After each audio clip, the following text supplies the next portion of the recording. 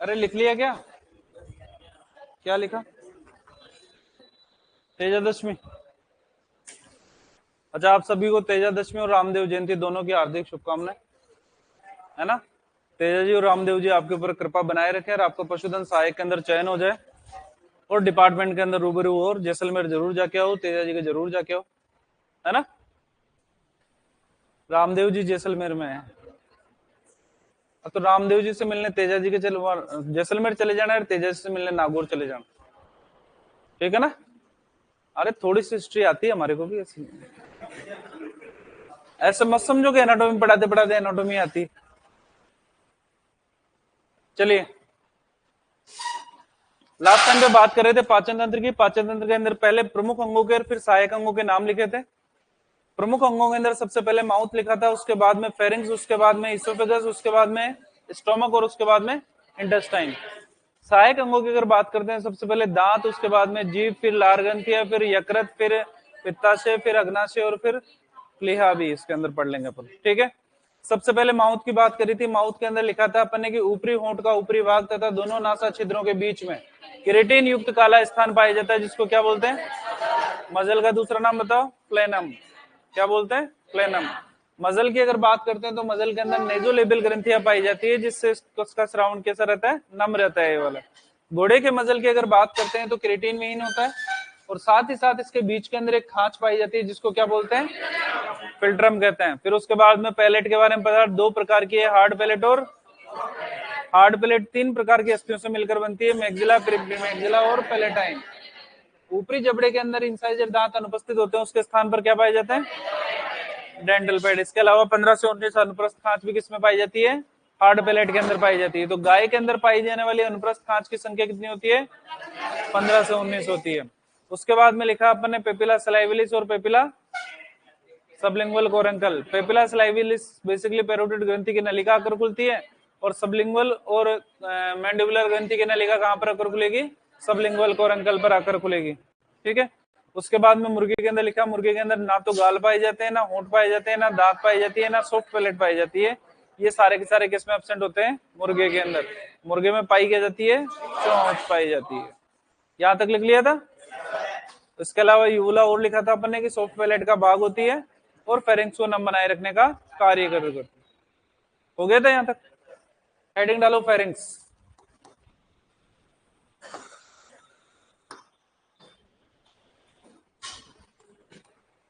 पाचन तंत्र चल रहा है, और पाचन तंत्र के अंदर हेडिंग डालोगे फेरिंग्स। इस फेरिंग्स को ग्रसनी भी बोलते हैं। फेरिंग्स, ग्रसनी। फेरिंग्स क्या होगी? ग्रसनी। क्या हुआ? उधर की साइड से लिखने के लिए मेरे को राइट हैंड का इस्तेमाल करना पड़ेगा, और मेरे से राइट हैंड से लिखा नहीं जाता, है ना। मैं तो लेफ्ट हैंड से लिखता हूं, क्या करूं, है ना। अरे चलो रे चलो, कब तक बाहर घूमते रहोगे? गेट बंद कर, कोई नहीं आएगा क्लास के अंदर। कुंडी लगा दे इसके। 9:11 तक तो घूम रहे हो तुम क्लास के बाहर। ध्यान दो इधर। अरे देखो रे देखो इधर।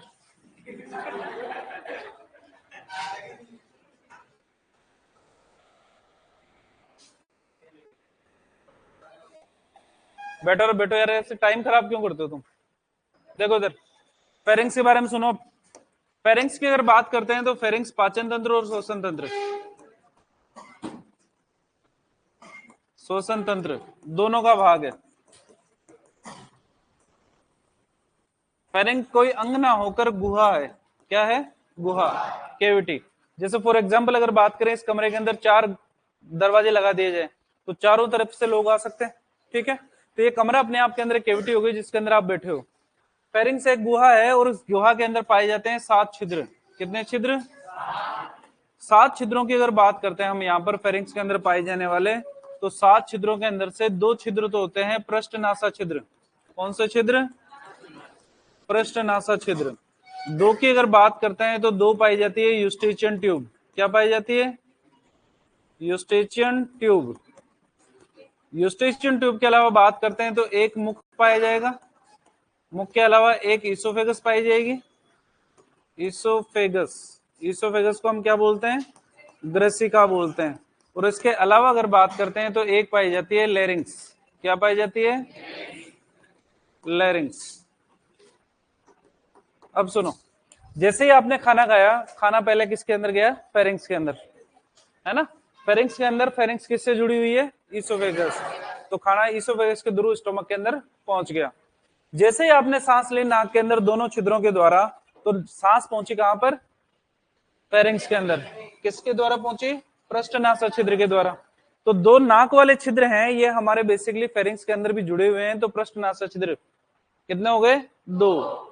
एक कौन सा हो गया, मुंह वाला, कितने हो गए, तीन। कान दिख रहे हैं अपने, कान दिख रहे हैं, तो कान के अंदर पता होगा इसको एक्सटर्नल ईयर बोलते हैं। क्या बोलते हैं, एक्सटर्नल ईयर। कौन सी उपास्थि पाई जाती है, इलास्टिक उपास्थि पाई जाती है। भगवान ने कान बना दिया, कान बनाने के बाद में मिडल ईयर बनाई, मिडल ईयर के बाद के अंदर उन्होंने बना दी वहां पर टिम्पेनिक मेम्ब्रेन, जिसको अपन बोलते हैं कान का पर्दा। क्या बोलते हैं, कान का पर्दा। कान का पर्दा लगाने के बाद में गाय को भेज दिया गया पृथ्वी के ऊपर की, जा सुन ले जो कुछ सुनना चाहती है। ठीक है, जैसे ही गाय पृथ्वी के ऊपर आई, कान का पर्दा फट गया। गाय वापस से गई महाराज के पास में, बोले महाराज ये क्या हुआ, बोले क्या हुआ, बोले मैं तो जस्ट एंट्री करी थी, वहां पर फट गया कान का पर्दा, मेरे को सुनाई नहीं दे रहा कुछ भी। बोला आप तो क्या है ना, विशेष शक्तियों से बोलते हो, तो मन की आवाज में सुन लेती हूँ ऐसे, बाकी और किसी की आवाज सुन नहीं पाती। औरों की आवाज सुनने के लिए तो मुझे कान के पर्दे की आवश्यकता तो है ही है। महाराज ने कान के पर्दे को देखा और बोले कोई बात नहीं, एक बार हो गया होगा, हम वापिस से सिल देते हैं इसका। महाराज ने सिल के वापिस भेज दिया। जैसे गाय पृथ्वी के ऊपर प्रवेश करी, वापिस से कान का पर्दा फट गया। महाराज को समझ भी नहीं, बोले यार ये क्या चक्कर पड़ रहा है। महाराज ने बुलाया चित्रगुप्त को, चित्रगुप्त से कहा कि देखना चित्रगुप्त क्या प्रॉब्लम हो रही है। तो चित्रगुप्त ने कान के पर्दे को देखा और महाराज से कहा कि महाराज कान का पर्दा पतला सा है। कैसा है, पतला सा, और इसके अंदर वाइब्रेशन होंगे तभी तो सुनाई देगा। अगर आप इस कान के पर्दे से फटने से बचाना चाह रहे हो तो आप इसको मोटा बना दो। तो महाराज ने कहा चित्रगुप्त पागल है क्या तू। बोले, चित्रगुप्त ने कहा क्या हुआ। बोला हर बार तेरी होशियारी थोड़ी चलेगी। अगर कान के पर्दे को मोटे बना देंगे तो इसके अंदर कंपन नहीं होगा, नहीं होगा, और कंपन नहीं होगा तो इसको सुनाई भी नहीं देगा। तो चित्रगुप्त ने सोचा महाराज आपकी बात भी सही है, तो अब क्या कर सकते हैं। बोले पहले तो ये बता कि ये फट क्यों रहा है। तो चित्रगुप्त ने बताया कि जैसे ही आप कान के पर्दे को बना के पृथ्वी के ऊपर भेजते हो, अपन तो देवलोक के अंदर बैठे हुए हैं, यहाँ पर तो कोई हवा नहीं है, लेकिन पृथ्वी लोक के ऊपर तो हवा ही हवा है। क्या है, हवा ही हवा।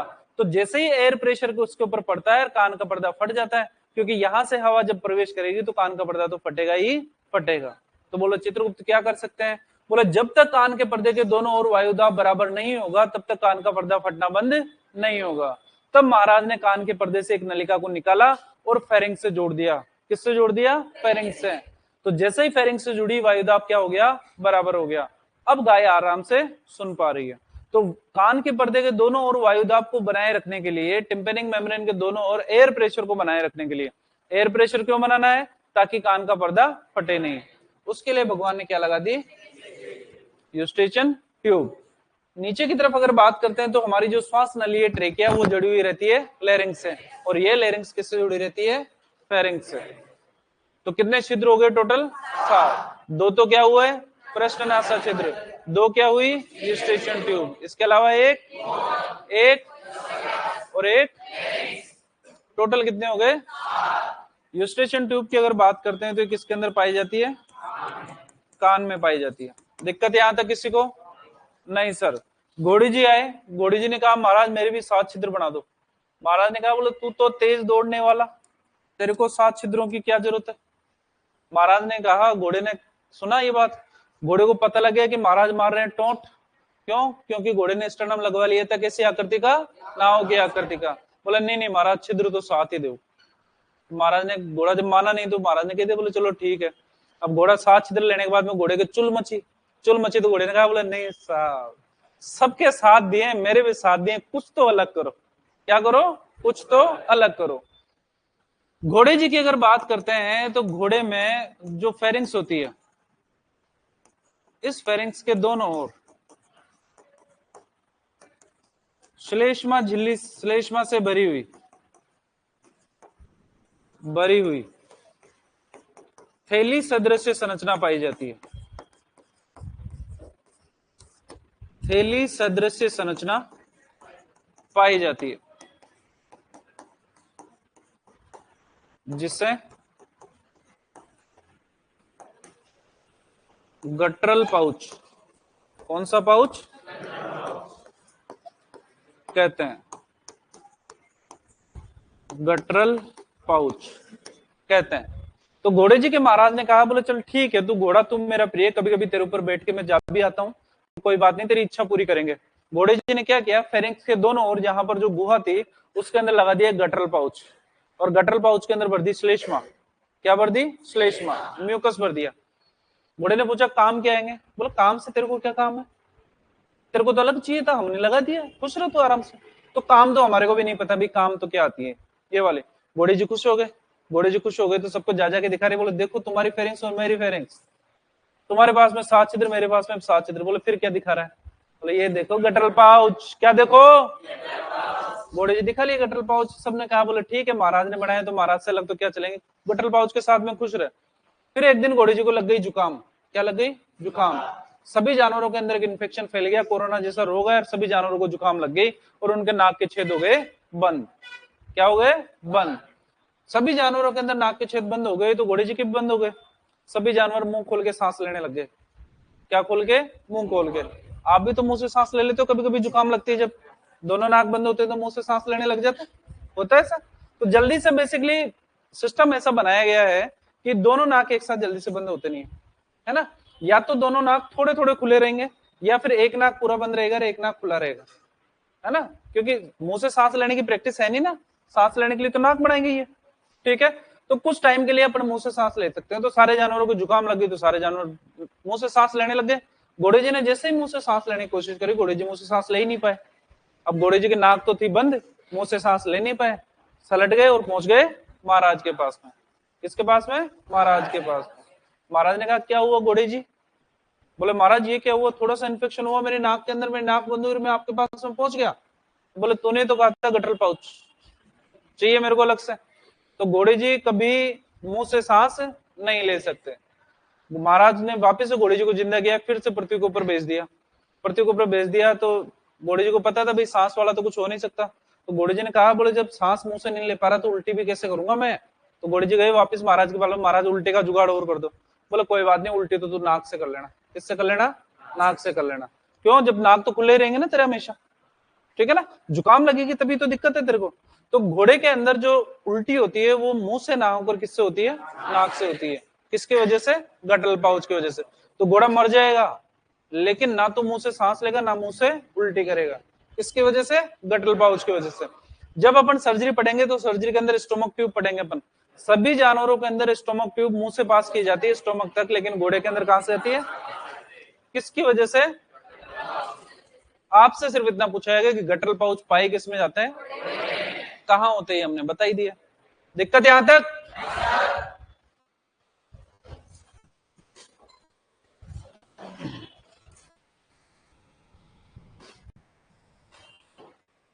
सर घोड़ा नाक से उल्टी करता है क्या? बता दिया ना, नाक से उल्टी करता है।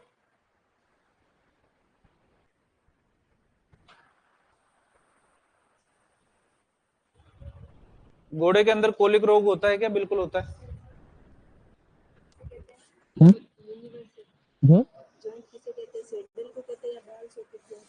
Universal joint ball and socket को कहते हैं। क्यों कहते हैं? क्यों कहते हैं?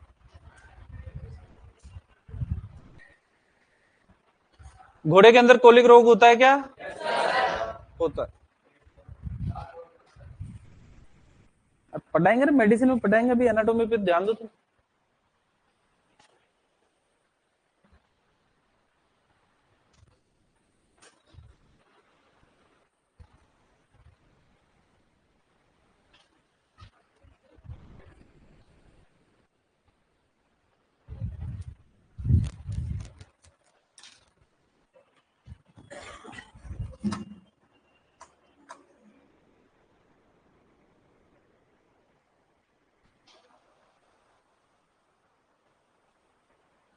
एकमात्र नवाबों की नगरी टोंक से प्रणाम सर। नवाबों की नगरी बेसिकली लखनऊ को कहा जाता है। अच्छा, राजस्थान के अंदर भारत की बात करें तो लखनऊ। सर हमारे जेनेटिक्स की क्लास कब होगी? जल्दी होगी।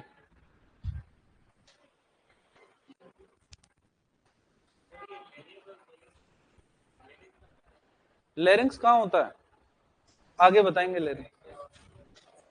लेरिंग्स बेसिकली श्वसन तंत्र का भाग है।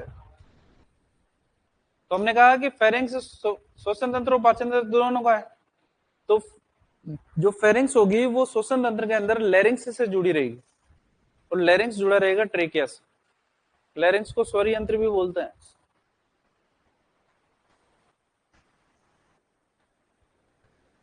जो जेनेटिक्स की क्लास के लिए पूछ रहे हैं, मैं उनसे पूछना चाहूंगा, क्या एनाटॉमी पूरी याद है?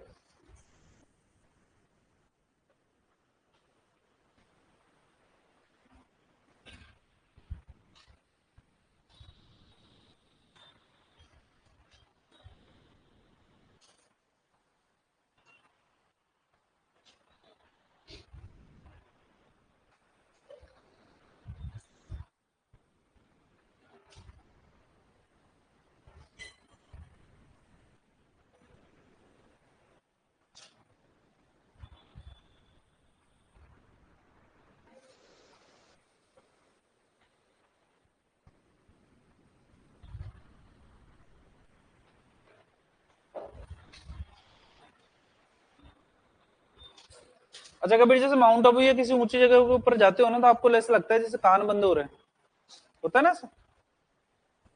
फिर आप एक बार निगलते हो कुछ भी, है ना, तो फिर आपको लगता है कान ठीक हो गए। जैसे जैसे ऊपर की तरफ जाते जाते हैं वैसे वैसे वायुदाब होता जाता है कम, एयर प्रेशर कम होता है। ठीक है, तो वो एयर प्रेशर को बैलेंस करने के लिए, क्योंकि अंदर की तरफ से प्रेशर ज्यादा है, जब नीचे से शुरू हुए थे उस टाइम इधर फेरिंग्स की तरफ वायुदाब हमारा बराबर था दोनों तरफ, लेकिन जैसे जैसे ऊपर की तरफ जाते हुए तो कान के बाहर की तरफ तो वायुदाब हो गया कम, अंदर की तरफ हो गया ज्यादा। तो जैसे आप वैसे ही ऐसे भी कर लेते हो तो वायुदाब हो जाता है बराबर, आपको लगता है कान खुल गए। एनीमिया होने पर डॉक्टर बोलता है पहाड़ों की तरफ जाओ। एनीमिया जब होता है, हीमोग्लोबिन की जब कमी होती है, रक्त की जब कमी होती है, तो डॉक्टर बोलता है पहाड़ों की तरफ घूम के आओ। क्यों? क्यों? क्योंकि वायुदाब कम होता है। अच्छा, वायुदाब का हीमोग्लोबिन से क्या संबंध है? वायुदाब का हीमोग्लोबिन से क्या संबंध है? ऑक्सीजन से संबंध है बेसिकली। हवा कम है तो ऑक्सीजन भी कम है। ऑक्सीजन कम होगी तो हीमोग्लोबिन जो होगा वो अपनी ऑक्सीजन कैरिंग कैपेसिटी को बढ़ाएगा, क्योंकि शरीर के अंदर ऑक्सीजन तो उतनी उतनी चाहिए, चाहे पहाड़ों पे रहो चाहे यहाँ पे रहो। तो ऑक्सीजन कैरिंग कैपेसिटी को बढ़ाने के लिए हीमोग्लोबिन की मात्रा को बढ़ा लेगा, वो ऑटोमेटिक है। इसलिए डॉक्टर बोलता है कि हीमोग्लोबिन की कमी होती है तो या तो आयरन फोलिक एसिड की गोलियां खाओ जिसके अंदर आयरन रहता है, हीमोग्लोबिन का निर्माण होगा, या फिर आप पहाड़ों की तरफ जाकर आओ। ज्यादा अच्छा कौन सा? फोलिक एसिड की गोलियां सस्ती आती है। सर रोज आपकी क्लास इसी टाइम पर होगी क्या? अरे यार ये क्या सवाल है, रोज इसी टाइम पे होगी? रोज इसी टाइम होती है अपनी। चलो तुम तो लिख लिया ना, गटर पाउच को अंडरलाइन करो, घोड़े को अंडरलाइन करो फटाफट से, और हेडिंग डालो इसोफेगस। हाँ क्या समझाना कुछ नहीं है। गटल पाउच बेसिकली फेरिंग्स के दोनों ओर श्लेष्मा से भरी हुई थैली सदृश संरचना है। तो थैली आ गई फेरिंग्स के अंदर, तो अंदर जाने के जुगाड़ तो है सारे के सारे, है ना। अंदर जाने के टाइम तो गटल पाउच थोड़े साइड में जाएंगे, लेकिन बाहर निकालने की कोशिश करोगे तो वो गटल पाउच बीच के अंदर आ जाएंगे। तो बीच के अंदर आ जाएंगे, ना तो सांस ले पाएगा ना ही उल्टी कर पाएगा। तो काम किससे करने पड़ेंगे? नाक से। चलो, फेरिंग्स के बाद में लिखो इसोफेगस। हिंदी थोड़ी सी देख लेना भाई, किसको ग्रसिका कहते हैं, क्या बोलते हैं? ग्रसिका। ग्रसिका, इसोफेगस या ग्रसिका। देखो उधर, यहां पर फेरिंग्स है, फेरिंग्स से भोजन को जाना कहां पर है? आमाशय तक। आमाशय तक जाने के लिए एक ट्यूब जैसी संरचना बनाई गई, उस ट्यूब को क्या नाम दे दिया गया? इसोफेगस की अगर बात करते हैं तो इसकी 90 सेंटीमीटर लंबाई होती है। कितने सेंटीमीटर? इस 90 सेंटीमीटर के अंदर से 40 सेंटीमीटर जो लंबाई होती है वो तो इसको बोलते हैं सर्वाइकल पार्ट। कौन सा पार्ट? और 50 सेंटीमीटर जो नलिका होती है उसको बोलते हैं थोरेसिक पार्ट। क्या बोलते हैं? सर्वाइकल वर्टिब्रा किस में पाई जाती है? सर्वाइकल वर्टिब्रा किस में पाई जाती है? गर्दन के अंदर। तो सर्वाइकल पार्ट यानी जो गर्दन से होकर गुजर रहा है, थोरेसिक वर्टिब्रा बेसिकली वक्ष गुहा के अंदर पाई जाती है, तो वक्ष गुहा से होकर जितना भी पार्ट गुजरेगा उसको अपन क्या बोलेंगे, थोरेसिक पार्ट। आपको पता है गर्दन छोटी की थोरेसिक पार्ट बड़ा, थोरेसिक पार्ट बड़ा गर्दन छोटी, इसीलिए 40 सेंटीमीटर तो क्या रहेगी सर्वाइकल पार्ट और 50 सेंटीमीटर। बुक्स के अंदर तो ये भी दे रखा है कि इसका बताओ इसका व्यास कितना होता है, डायमीटर कितना होता है, वो होता है 4 सेंटीमीटर। कितना सेंटीमीटर, 4 सेंटीमीटर मोटाई होती है इसके अंदर। क्लियर है, कोई भी नहीं पूछेगा। सुनो अब काम की बात, इसोफेगस की अगर बात करते हैं हम, रूमिनेंट्स की बात करें, रूमिनेंट के अंदर आमाशय के कितने भाग, रोमन, ठीक है। जिसने भी एलएसए की तैयारी कर रहा है, जो ये एलएसए की तैयारी कर रहा है, अगर उसको रूमिनेंट्स के अंदर आमाशय के 4 भाग नहीं पता है तो वो कृपा करके तैयारी करना आज ही छोड़ दे, है ना। कि 2 साल को डिप्लोमा करके अगर रूमिनेंट्स के बारे में अगर 4 भाग नहीं जान पाए तो आपका हक ही नहीं है तैयारी करने का। तो सबको पता है, वेरी गुड, ठीक है। जिनका डिप्लोमा नहीं हुआ ना उनके लिए नहीं बोल रहा हूं मैं, जिन्होंने कर लिया उनके लिए बोल रहा हूं, ठीक है। हमारे से पूछा जाता है, वो सुनो, ये तो आ गई इसोफेगस, इसोफेगस आ गई। रूमिनेंट स्टोमक की अगर बात करते हैं तो कितने भाग हैं, 4। एक भाग तो रूमन है और एक भाग रेटिकुलम है। दोनों की अगर बात करते हैं तो आपको पता है कि जानवर पहले चारा खाता है, फिर आराम से बैठता है, आराम से बैठने के बाद में उस चारे को वापस से जुगाली के लिए लेके आता है, यानी कि जुगाली रूमिनेंट्स करते हैं, ठीक है। होता क्या, वो सुनो, जैसे ही चारा यहां से प्रवेश करता है वो पहले आता है रूमन के अंदर। कहां पर आता है, रूमन के अंदर। रूमन के अंदर खा लिया चारा, जितना खाना था एक साथ में खा लिया। अब उसको पता है कि अब आराम से बैठे हैं, अपने को क्या करना है, अपने को जुगाली करनी। जुगाली करने के लिए रूमन में उपस्थित चारे को वापस से कहां पर लेके आएगा, मुख गुहा के अंदर लेकर आएगा और उसकी जुगाली करेगा। अब जुगाली करने के बाद में चारे को अच्छी तरीके से पीस दिया है तो ये चारा वापस से इस मुख गुहा से किसके अंदर आएगा, रेटिकुलम, और रेटिकुलम से ओमेजम, ओमेजम से अबोमेजम, ऐसे ही चलेगा, ठीक है। अब सुनो जो कहना चाह रहा हूं मैं, यहां पर जो इसोफेगस होती है रूमिनेंट्स के अंदर, वो बेसिकली रूमन और रेटिकुलम का जो जंक्शन होता है, इस जंक्शन के ऊपर आकर खुलती है। किसके ऊपर, जंक्शन के ऊपर, यानी कि एक तरफ तो रूमन रहेगा और एक तरफ क्या रहेगी, रेटिकुलम रहेगी। और जिस जंक्शन पर आकर खुल रहा है वहां पर गुंबद आकार की संरचना बनाती है। कौन से आकार की, गुंबद आकार की संरचना। और उस गुंबद आकार की संरचना को हम बोलते हैं एट्रियम वेंट्रिकुलाई। क्या बोलते हैं, तो अगर आपसे पूछा जाए कि एट्रियम वेंट्रिकुलाई निम्न में से कौन से पशु में पाई जाती है, तो क्या आंसर दोगे, रूमिनेंट्स के अंदर। किसके अंदर, रूमिनेंट्स के अंदर। तो ईसोफेगस रोमन और रेटिकुलम के जंक्शन पर जाकर खुलती है तथा गुंबद आकार की संरचना बनाती है, जिसको क्या बोलते हैं, एट्रियम वेंट्रिकुलाई, ठीक है। ईसोफेगस की ही अगर बात करते हैं तो इस ईसोफेगस के अंदर यहां पर एक ग्रूव पाई जाती है, खांच पाई जाती है, जिसको बोलते हैं ईसोफेजियल ग्रूव। कौन सी ग्रूव, ईसोफेजियल ग्रूव, है ना। अब ऐसे मान लो कोई गेट ही नहीं होता यहाँ पर कंट्रोल करने के लिए, तो भोजन तो अपने हिसाब से ही जाता, आधा रूमन में घुस जाता, आधा रेटिकुलम के अंदर घुस जाता। ईसोफेजियल ग्रूव लगाई भगवान ने ईसोफेजियल ग्रूव को कहा कि भाई तू देख लेना तेरे हिसाब से किसके अंदर भेजना है, किसके अंदर नहीं भेजना। जब जानवर ने शुरुआत के अंदर चारा खाना शुरू किया तो उसने रेटिकुलम वाले पोर्शन को तो कर दिया बंद, चारा किसके अंदर चला गया, रूमन के अंदर। लेकिन जब वापस से दोबारा चारा आया जुगाली करने के बाद में, उसने किसको बंद कर दिया, रोमन को, और चारा किस में चला गया, रेटिकुलम के अंदर चला गया। तो रोमन और रेटिकुलम के अंदर चारा किस साइड में जाएगा, इसको कंट्रोल कौन करेगी, इसोफेजियल ग्रूव करेगी। सामान्यतः इस इसोफेजियल ग्रूव का जो कंट्रोल होता है वो एडीएच हार्मोन के कारण होता है। किसके कारण, एडीएच हार्मोन की वजह से। अगर आप बाहर से कंट्रोल करना चाहते हो उसको तो आप CuSO4 दो। CuSO4 का मतलब कॉपर सल्फेट। कौन सा, कॉपर सल्फेट। जैसे ही डिपार्टमेंट के अंदर आओगे, या तो हॉस्पिटल में लगोगे या सब सेंटर पे लगोगे, ज्यादा जेब जुगाड़ हुआ तो ऑफिस में लग जाओगे। ऑफिस में लगे कि नहीं कि तुम्हारी जिंदगी खराब है, फीलिंग ही नहीं आएगी कि एलएसए हो, टेक्निकल बंदे हो, बाबूगिरी वाली आदत लग जाएगी, फाइलें आ रही है, ये हो रहा है, वो हो रहा है, और दिमाग के अंदर अंदर से चलता रहेगा कि यार फील्ड के अंदर होते तो, है ना। हकीकत के अंदर बाबू वाला काम है क्या अपना, अपने को करनी है पशुओं की सेवा। आएगा आपके पास में एक पशुपालक जब सब सेंटर या हॉस्पिटल के अंदर बैठे होंगे और आपसे कहेगा कि डॉक्टर साहब मेरी गाय के अंदर एन स्ट्रेस है, हीट के अंदर नहीं आ रही है। आप साइड के अंदर अलमारी देखोगे, अलमारी के अंदर आपको दिखेगी क्लोमिन किट। क्या दिखेगी, क्लोमिन किट। आप क्लोमिन किट को निकालोगे तो जैसे ही पैकेट खोलोगे आपको उसके अंदर 5 पत्ते दिखाई देंगे। कितने पत्ते, 5 पत्ते। 5 पत्तों के अंदर से एक पत्ता देखोगे आप, इस एक पत्ते के अंदर आप देखोगे कि साइड के अंदर 2 तो नीले कलर की गोलियां हैं। कौन से कलर की, नीले कलर की, और बीच के अंदर एक सफेद कलर की गोली है। अब आपको समझ में नहीं आएगा कि इसको देनी कैसे। कैसे देनी है, कैसे देनी है, ये हम यहाँ पर बताना चाह रहे हैं। बीच के अंदर जो टेबलेट आई जाती है ये होती है क्लोमिफेन सिट्रेट। किसकी होती है, क्लोमिफेन सिट्रेट की। और साइड के अंदर ये दोनों गोलियां पाई जा रही है, ये होती है कॉपर सल्फेट की। किसकी होती है, कॉपर सल्फेट की। ठीक है, देना कैसे है वो सुनो। पहले 2 कॉपर सल्फेट की टेबलेट देनी है दोनों साइड वाली, और उसके 10 मिनट बाद के अंदर देनी है क्लोमिफेन सिट्रेट। समझ में आया? 2 साइड वाली तो एक साथ देनी है और बीच वाली 10 मिनट बाद में देनी है।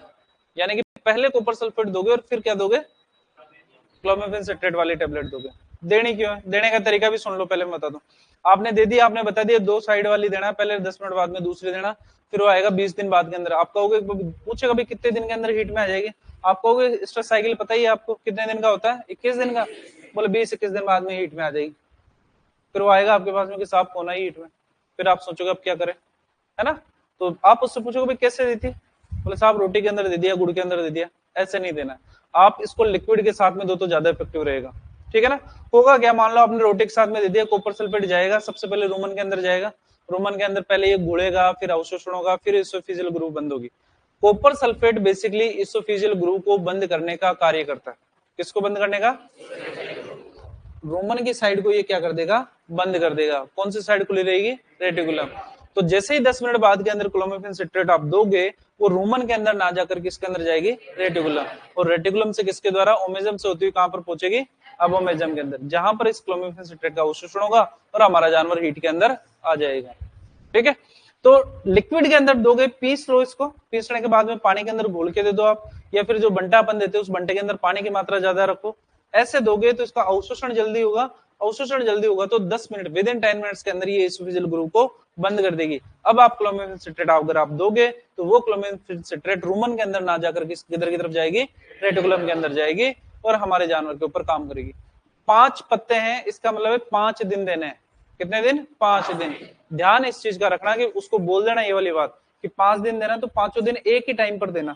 यानी कि अगर दे रहा है, सुबह दे रहा है तो सुबह ही देना 5 दिन, शाम को दे रहा है तो शाम को ही देना, दिन में दे रहा है तो दिन में ही देना, कोई दिक्कत नहीं है। लेकिन 24 घंटे का गैप रखना फिक्स इसके अंदर, ऊपर नीचे मत करना ज्यादा। ठीक है ना। तो देने का तरीका अगर आपका अच्छा होगा तो रिजल्ट भी आपका अच्छा मिलेगा। कौन करेगी, इससे फिजियल ग्रुप। कंट्रोल कौन करेगा, एडीएच हार्मोन या सीएसओ। एट्रियम वेंट्रिकुलर किसके अंदर पाई जाएगी, सिर्फ रूमिनेंट्स के अंदर। और रूमिनेंट्स में पाई जा रही तो सूडो रूमिनेंट्स के अंदर भी मिलेगी अपने को। क्यों, क्योंकि उनके अंदर भी तो रूमन रेटिकुलम पाई जाती है। मिलेगी कि नहीं मिलेगी, लिखना शुरू करो। हेडिंग डाली हुई इसोफेगस, पहले ये वाला लिखो, 90 सेंटीमीटर लंबाई, 40 से 50 सेंटीमीटर सर्वाइकल वार्ड, 50 से 60 सेंटीमीटर थोरेसिक, और व्यास लिखोगे 4 सेंटीमीटर। सर क्लास 2 घंटे की होगी क्या, आज भी बिल्कुल 2 घंटे की क्लासें होगी। अब से आपकी रेगुलर क्लास है, सब्जेक्ट वाली कोई सी भी क्लास होगी तो 2 घंटे की होगी।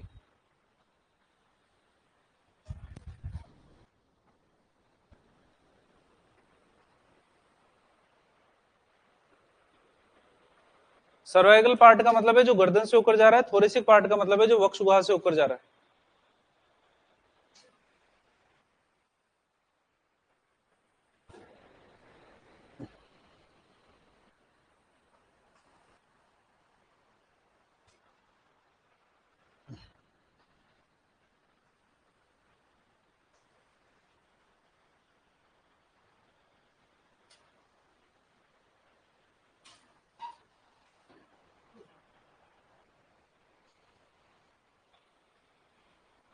लिख लिया, नोट डाल के लिखो,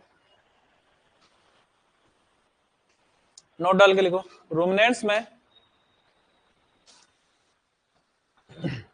नोट डाल में लिखो, रूमिनेंट्स में ईसोफेगस, रूमिनेंट्स में ईसोफेगस, रूमिनेंट्स में ईसोफेगस रोमन तथा रेटिकुलम के मध्य आकर खुलती है। रूमिनेंट्स में ईसोफेगस या ग्रेसिका, रूमिनेंट्स में ईसोफेगस रोमन तथा रेटिकुलम के मध्य आकर खुलती है। रोमन तथा रेटिकुलम के मध्य आकर खुलती है, मध्य आकर खुलती है, मध्य आकर खुलती है। रोमन तथा रेटिकुलम के मध्य आकर खुलती है, रोमन तथा रेटिकुलम के मध्य आकर खुलती है। तथा गुंबद आकार की संरचना बनाती है। तथा गुंबद आकार, तथा गुंबद के अंदर कैसे गाय आती है, गुंबद आकार की संरचना बनाती है, गुंबद आकार की संरचना बनाती है, जिसे एट्रियम वेंट्रिकुलाई कहते हैं, जिसे एट्रियम वेंट्रिकुलाई कहते हैं, जिसे एट्रियम वेंट्रिकुलाई कहते हैं।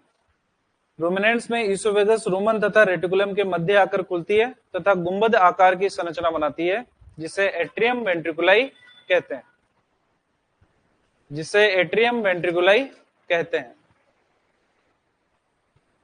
क्या कहते हैं, एट्रियम वेंट्रिकुलाई। ठीक है, नेक्स्ट लिखो, जिसे एट्रियम वेंट्रिकुलाई कहते हैं। ठीक है, नेक्स्ट लिखो, नेक्स्ट लाइन, ईसोफेगस में ईसोफिजियल ग्रूव पाई जाती है, ये वाली। ईसोफेगस में ईसोफिजियल ग्रूव पाई जाती है, ईसोफेगस में ईसोफिजियल ग्रूव पाई जाती है, ईसोफेजियल ग्रूव पाई जाती है, ईसोफेजियल ग्रूव पाई जाती है,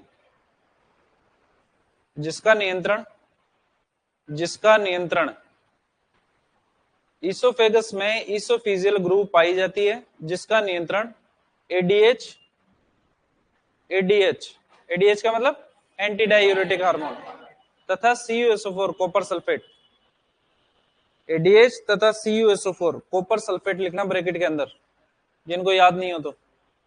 CuSO4 कॉपर सल्फेट के द्वारा होता है, जिसका नियंत्रण एडीएच तथा कॉपर सल्फेट के द्वारा होता है, जिसका नियंत्रण एडीएच तथा कॉपर सल्फेट CuSO4 के द्वारा होता है। कंटिन्यू करो इसी लाइन को। यह मतलब ईसोफिजियल ग्रूव, यह रूमन तथा रेटिकुलम में, यह रूमन तथा रेटिकुलम में, यह रूमन तथा रेटिकुलम में, यह रूमन तथा रेटिकुलम में जाने वाले चारे को नियंत्रित करती है, यह रूमन तथा रेटिकुलम में जाने वाले चारे को नियंत्रित करती है, यह रूमन तथा रेटिकुलम में जाने वाले चारे को नियंत्रित करती है, जाने वाले चारे को नियंत्रित करती है। कि रूमन में जाना है कि रेटिकुलम में जाना है, ये डिसाइड कौन करेगी, ईसोफेजियल ग्रूव। ठीक है, फील्ड से रिलेटेड था, सिर्फ इसीलिए बताया, बाकी मेरा मन नहीं था बताने, काम आएगा आगे चल के अपने, है ना, क्योंकि शुरुआत के अंदर मैंने भी मगर एक सुबह शाम देते ना, मैं जब फील्ड के अंदर आया था मैंने भी ऐसे ही किया था। चलो ठीक है, दिक्कत यहां तक। कबूतर देखा हमने, कबूतर देखा, कभी कभी देखो कबूतर यहाँ से ऐसे गर्दन फुली हुई से रहती है, रहती है।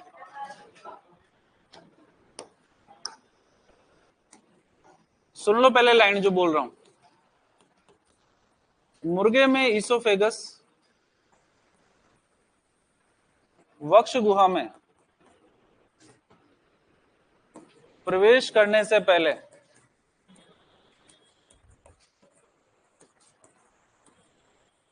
फूल जाती है, जिसे क्रॉप कहते हैं। क्या कहते हैं, क्रॉप कहते हैं। आपसे पूछा जाएगा क्रॉप पाई किस में जाती है, मुर्गे के अंदर पाई जाती है। सुनो, मुर्गे का मतलब हमारा पक्षियों से, ठीक है ना, पक्षियों के पास में मुंह तो है नहीं, क्या पाई जाती है, और चोंच सिर्फ दाने को उठा सकती है, तोड़ नहीं सकती। ठीक है, लेकिन मुर्गा या पक्षी जब दाना चुग रहे होते हैं तो उस टाइम पे दूसरे जानवरों से भी खतरा होता है। क्यों, क्योंकि वो शिकार है उनका, इसलिए। तो बचने के लिए भगवान ने क्या सिस्टम किया, बोले बाद में करते रहे ना ये चबाने वाने गेर, पाचन वाचन गेर सारे काम, पहले तो फटाफट चुग ले और चुग के किसके अंदर भर ले, क्रॉप के अंदर। तो भगवान ने जो ईसोफेगस है, वो ईसोफेगस पहले तो जा रही थी डायरेक्ट किसके अंदर, स्टोमक के अंदर, है ना। महाराज ने कहा, बोले नहीं, यहीं पर तुम फुला लो इसको और इसके अंदर क्या भर लो, दाना भर लो। इसी को अपन ने क्या बोल दिया, क्रॉप। तो क्रॉप किसका भाग है, बेसिकली ईसोफेगस का। तो सर्वाइकल के अंदर अगर अंदर की तरफ अगर पाई जाती है, मान लो जो थोरेसिक पार्ट अगर इसमें पाई जाती, तो थोरेसिक में तो पहले से हार्ट और लंग्स रखे हुए हैं, उनके अंदर इंटरफेयर करती। गर्दन में कोई दिक्कत थी नहीं हमारे को, तो गर्दन में दिक्कत, ठीक है। तो अगर आपसे पूछा है क्रॉप पाई किस में जाती है, तो नोट डाल के लिखो, नोट डाल के लिखो। मुर्गे में इसोफेगस, मुर्गे में इसोफेगस, मुर्गे में इसोफेगस वक्ष गुहा में प्रवेश करने से पहले फूल जाती है। मुर्गे में इसोफेगस वक्ष गुहा में प्रवेश करने से पहले फूल जाती है। मुर्गे में इसोफेगस वक्ष गुहा में प्रवेश करने से पहले फूल जाती है। मुर्गे में इसोफेगस वक्ष गुहा में प्रवेश करने से पहले फूल जाती है, जिसे क्रॉप कहते हैं।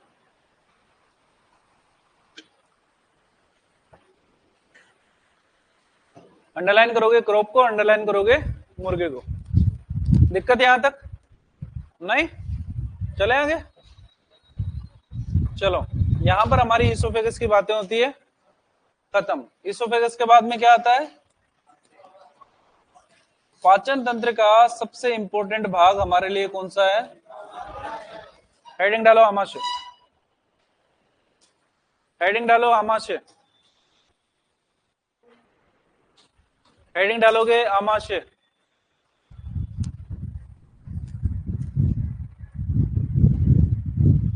आमाशय लिखो इसके अंदर,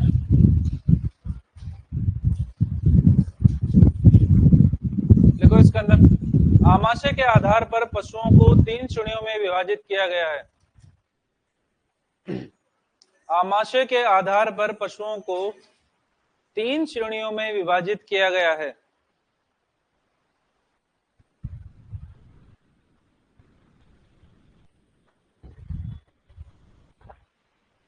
आमाशय के आधार पर पशुओं को 3 श्रेणियों में विभाजित किया गया।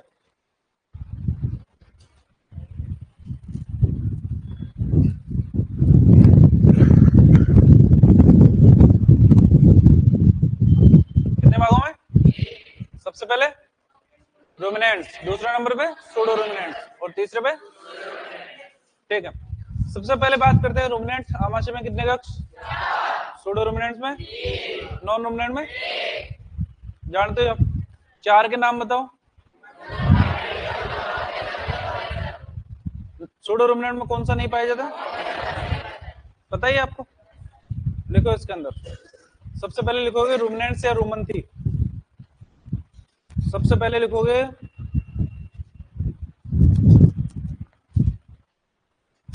रूमिनेंट्स या रूमंथी।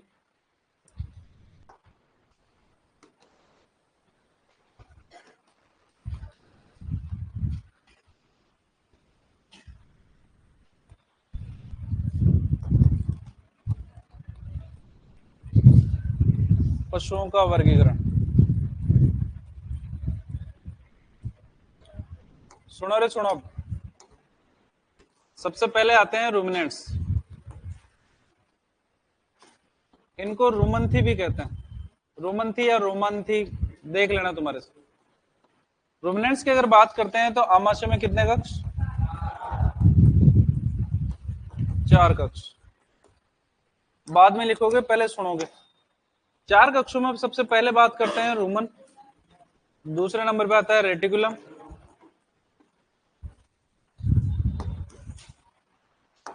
तीसरे नंबर पे आता है ओमेजम, और चौथे नंबर पे आता है अबोमेजम। चौथे नंबर पे कौन सा आता है? इंग्लिश में लिख दूं ना, ये हिंदी में लिखो, चल जाएगा? ठीक है। रूमन की अगर बात करते हैं तो कुल आमाशय का 80% भाग बनाता है। रेटिकुलम की बात करते हैं तो 5% भाग बनाता है। ओमेजम की अगर बात करें तो 7 से 8%, और ये भी 7 से 8%। ठीक है। अगर प्रतिशत आपको याद है तो आपको ये कहने की जरूरत नहीं है कि सबसे बड़ा भाग कौन सा है। सबसे बड़ा भाग, सबसे छोटा भाग, चौथा भाग, ये कौन सा है? रेटिकुलर। दिक्कत यहां तक नहीं? ठीक है। तीसरी बात सुन, रुमिनेंट्स के अंदर अगर रुमन की अगर बात करते हैं तो 80% भाग होता है, इसलिए सबसे बड़ा भाग भी कौन सा होता है? रेटिकुलम, रोमन होता है। रोमन के आगे अगर बात करते हैं तो इसके अंदर बेसिकली श्लेष्मा झिल्ली के फोल्ड पाए जाते हैं, और इन फोल्ड को हम मांसपेशी के फोल्ड पाए जाते हैं जिनको बोलते हैं पिलर्स। क्या बोलते हैं? आपसे पूछा जाएगा कि पिलर्स पाए किस पे जाते हैं? कोई नहीं पूछेगा तुम्हारे से, कोई भी नहीं पूछेगा। सुबह नहा के आते हो, टॉवल काम में लेते हो? पुराने टाइम पे तो कॉटन के टॉवल चला करते थे, व्हाइट कलर के, जो आजकल मीणा रखते हैं, है ना, प्योड़ी वाला। ठीक है, आजकल अपन मोटे वाला टॉवल काम में लेने लगे, थोड़ा सा गद्देदार। उस गद्देदार टॉवल के अंदर आप देखोगे ऐसे पिलर्स निकले हुए हैं, उसके अंदर ऐसे ऐसे पिलर्स निकले हुए हैं। तो ऐसी संरचना उसके अंदर पाई जाती है। बुक्स के अंदर पूछा गया तुर्किश टॉवल संरचना कौन से भाग की होती है? किसकी होती है? रोमन की। फिर से अगर हम, कोई नहीं पूछेगा, आपका लेवल सिर्फ इसी लाइन पे खत्म हो गया कि सबसे बड़ा भाग कौन सा है? रोमन है इसके अंदर। क्लियर? रोमन के अंदर ही सबसे ज्यादा बैक्टीरिया पाए जाएंगे, सबसे बड़ा भाग भी यही होगा, और बैक्टीरिया बेसिकली किण्वन करेंगे। क्या करेंगे? किण्वन। पौधे सबसे ज्यादा कौन खाता है? जानवर। और पौधों के अंदर सबसे ज्यादा क्या पाया जाता है? सेलुलोज। और सेलुलोज क्या होता है? कार्बोहाइड्रेट। तो कार्बोहाइड्रेट के पाचन के लिए हमारे अंदर तो पाए जाते हैं एंजाइम। क्या पाए जाते हैं? एंजाइम। जबकि रुमिनेंट्स के अंदर पाए जाते हैं बैक्टीरिया, और उसका पाचन होता है किण्वन के द्वारा। किसके द्वारा? किण्वन के। और वो किण्वन कहां पर होगा? क्योंकि फिजियोलॉजी आपके कोर्स में मैं नहीं पढ़ाऊंगा, हर्ष पढ़ाएगा तो वहां पर बता देगा। भाई रोमन के अंदर बैक्टीरिया पाए जाएंगे, और वो किण्वन जो होगा, फर्मेंटेशन जो होगा, वो भी किसके अंदर होगा? रोमन के अंदर। हम सिर्फ इतना ही बताएंगे भी पिलर्स किस में पाए जाएंगे? रोमन। और इन पिलर्स की उपस्थिति के कारण रोमन की संरचना कैसी रहेगी? तुर्किश टॉवल जैसी संरचना। क्लियर है? सबसे छोटा भाग कौन सा? रेटिकुलम के अंदर पाए जाते हैं श्लेष्मा झिल्ली के फोल्ड। किसके फोल्ड? श्लेष्मा झिल्ली के फोल्ड। और इन फोल्ड के अंदर पाए जाते हैं 4 से 6 कोण। कितने कोण? संरचना कुछ ऐसी देखने को मिलेगी आपको इसके अंदर।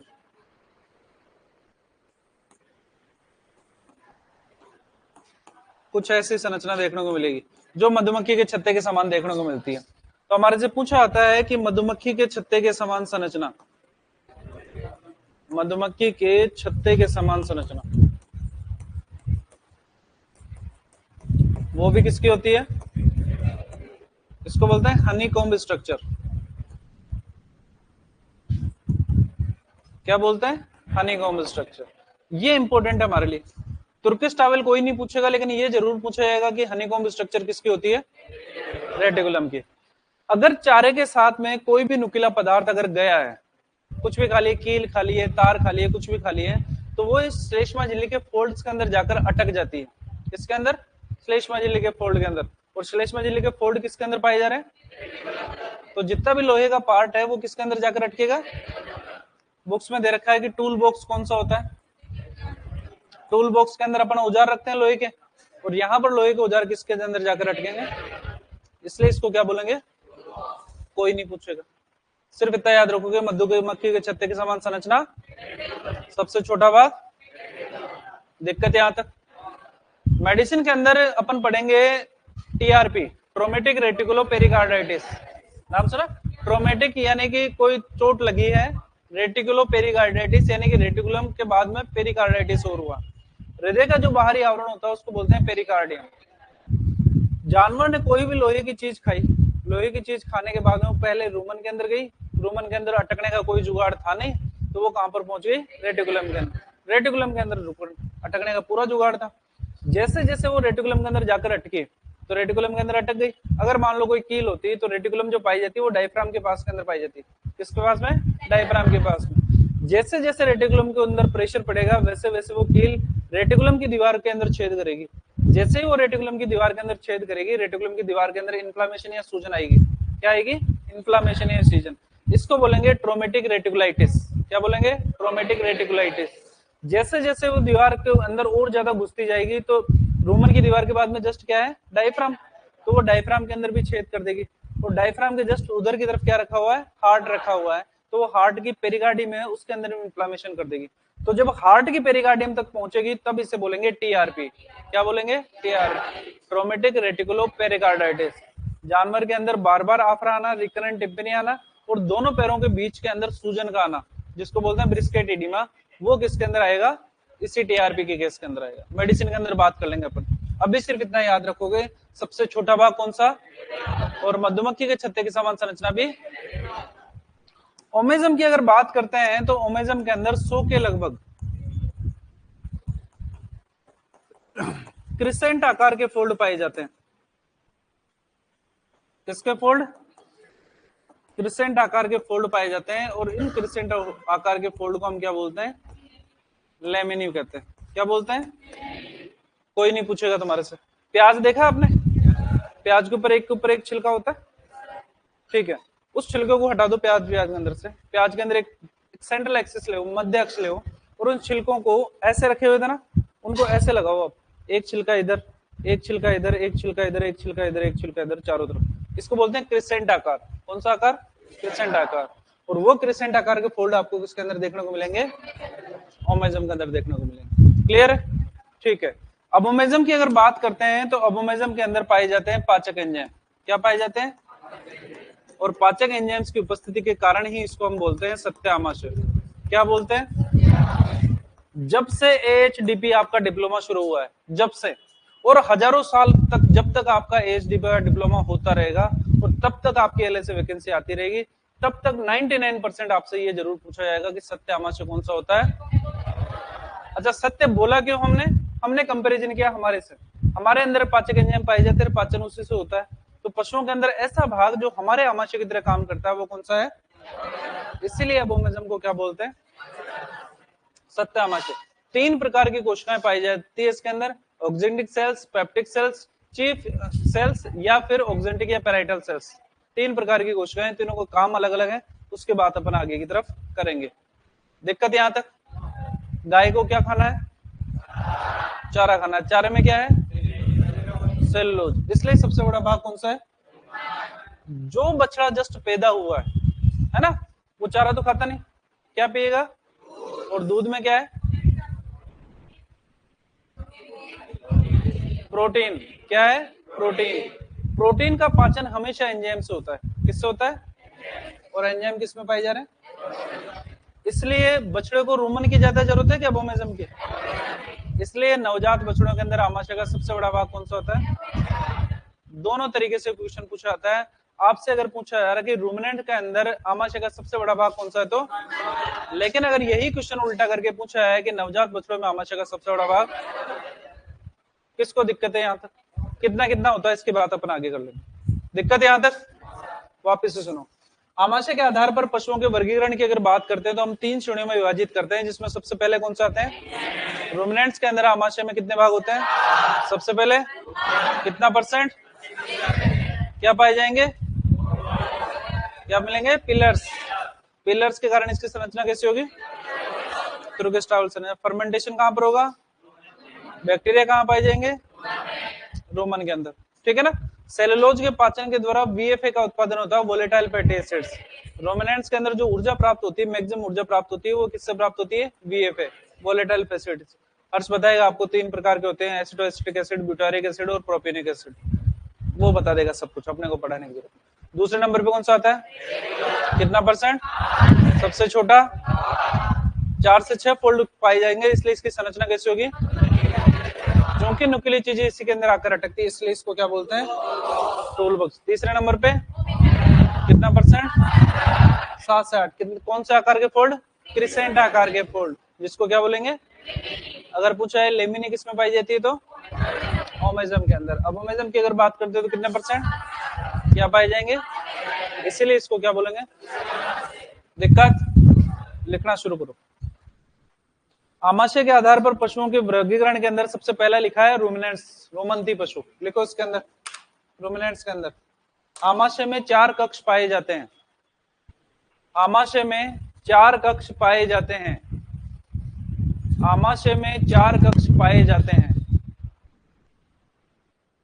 आमाशय में 4 कक्ष पाए जाते हैं।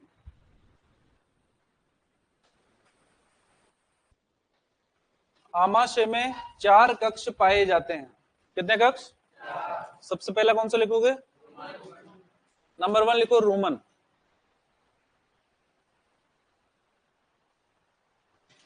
नंबर 1 लिखोगे रोमन। कौन सा मन? रोमन। लिखो इसके अंदर सबसे पहले 80% भाग। 80% भाग। कितना प्रतिशत? फिर से कह रहा हूं, परसेंटेज कोई नहीं पूछेगा तुम्हारे से। कोमा लगाओ, इसी के आगे लिखो सबसे बड़ा भाग। सबसे बड़ा भाग वो भी कौन सा होगा? रोमन। नेक्स्ट लिखो, इसमें मांसपेशी के फोल्ड पाए जाते हैं। इसमें मांसपेशी के फोल्ड पाए जाते हैं। इसमें मांसपेशी के फोल्ड पाए जाते हैं। इसमें मांसपेशी के फोल्ड पाए जाते हैं। किसके फोल्ड? मांसपेशी के, जिन्हें पिलर्स कहते हैं। इसमें मांसपेशी के फोल्ड पाए जाते हैं, जिन्हें पिलर्स कहते हैं। इसमें मांसपेशी के फोल्ड पाए जाते हैं, जिन्हें पिलर्स कहते हैं। जिन्हें पिलर्स कहते हैं। क्या कहते हैं? पिलर्स कहते हैं। ठीक है। इसलिए इसकी संरचना इसलिए इसकी संरचना इसलिए इसकी संरचना तुर्किश टावल के समान होती है। इसलिए इसकी संरचना तुर्किश टावल TURKISH।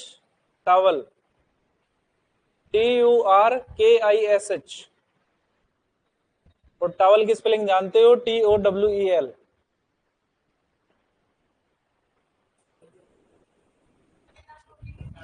ये लिख रहा है ना तुर्किश टावल। तुर्किश या टर्किश टावल?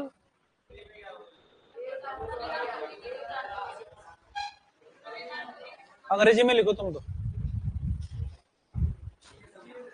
इसलिए इसकी संरचना तुर्किश टावल जैसी होती है। इसलिए इसकी संरचना तुर्किश टावल जैसी होती है। किसके लिए लिखा है? दूसरे नंबर पे कौन सा है?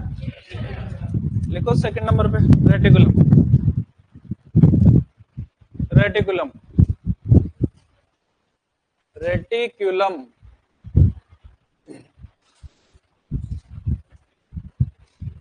रेटिकुलम लिख लिया? लिखो 5% भाग। 5% भाग। कितने प्रतिशत? 5। लिखो सबसे छोटा भाग। सबसे छोटा भाग कौन सा है? रेटिकुलम। लिखो इसमें इसमें 4 से 6 कोण के इसमें 4 से 6 कोण के इसमें 4 से 6 कोण के श्लेष्मा झिल्ली के फोल्ड पाए जाते हैं। इसमें 4 से 6 कोण के श्लेष्मा झिल्ली के फोल्ड पाए जाते हैं। इसमें 4 से 6 कोण के श्लेष्मा झिल्ली के फोल्ड पाए जाते हैं। 4 से 6 कोण के श्लेष्मा झिल्ली के फोल्ड पाए जाते हैं। इसमें 4 से 6 कोण के श्लेष्मा झिल्ली के फोल्ड पाए जाते हैं। इसलिए इसकी संरचना इसलिए इसकी संरचना इसलिए इसकी संरचना इसलिए इसकी संरचना मधुमक्खी के छत्ते के समान। इसलिए इसकी संरचना मधुमक्खी के छत्ते के समान। ब्रैकेट में लिखोगे हनीकॉम्ब स्ट्रक्चर। इसलिए इसकी संरचना मधुमक्खी के छत्ते के समान। ब्रैकेट में लिखोगे हनीकॉम्ब स्ट्रक्चर। हनीकॉम्ब स्ट्रक्चर, मधुमक्खी के छत्ते के समान संरचना पाई जाती है। मधुमक्खी के छत्ते के समान संरचना पाई जाती है। मिल गई? दिक्कत यहां तक? नोट डाल के लिखो यहीं पे। नोट डाल के लिखो।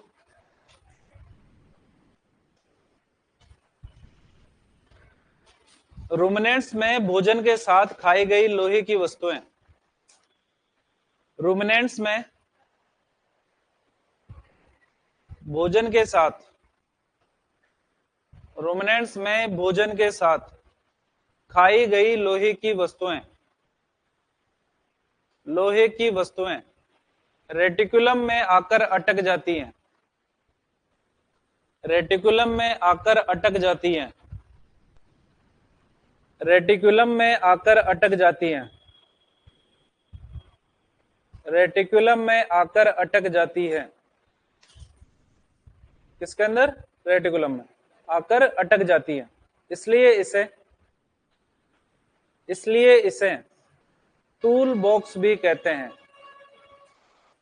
इसलिए इसे टूल बॉक्स भी कहते हैं।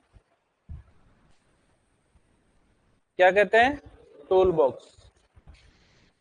इसलिए इसे टूल बॉक्स भी कहते हैं।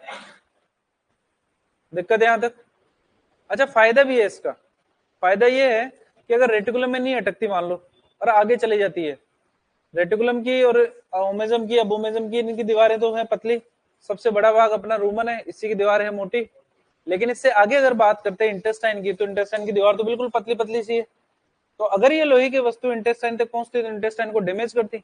इंटेस्टाइन डैमेज होती तो इंटेस्टाइन में भरा हुआ पदार्थ उदर गुहा के अंदर फैलता, उदर गुहा के अंदर फैलता तो पेरिटोनियम को नुकसान होता, तो उदर गुहा के अंदर संक्रमण हो जाता।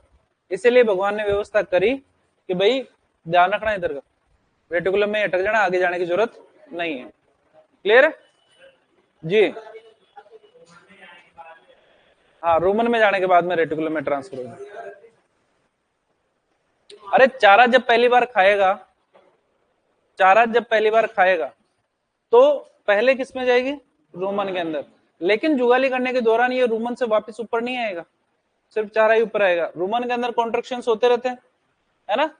2 मिनट में 3 कॉन्ट्रैक्शन होते हैं। कितने मिनट में? 2 मिनट में 3 कॉन्ट्रैक्शन, यानी 1 मिनट के अंदर लगभग 1.5 कॉन्ट्रैक्शन होता है। ठीक है, इससे भोजन आगे की ओर बढ़ता रहता है। तो ऐसा नहीं कि रोमन और रेटिकुलम के बीच में क्लियर कट डिमार्केशन है ना? ऐसा नहीं कि गैप है पूरा का पूरा कि अब जो छेद आएगा वो इतना करेगा, वो ऐसा नहीं है। रोमन और रेटिकुलम आपस के अंदर जुड़े हुए चैम्बर्स ही हैं उसके अंदर, तो ये धीरे धीरे रेटिकुलम के अंदर शिफ्ट होते जाते हैं और वहीं पर जाकर इकट्ठे होते रहते हैं। इसीलिए रेटिकुलम को टूल बॉक्स का है, रोमन के अंदर जल्दी से आपको मिलेंगे ही नहीं।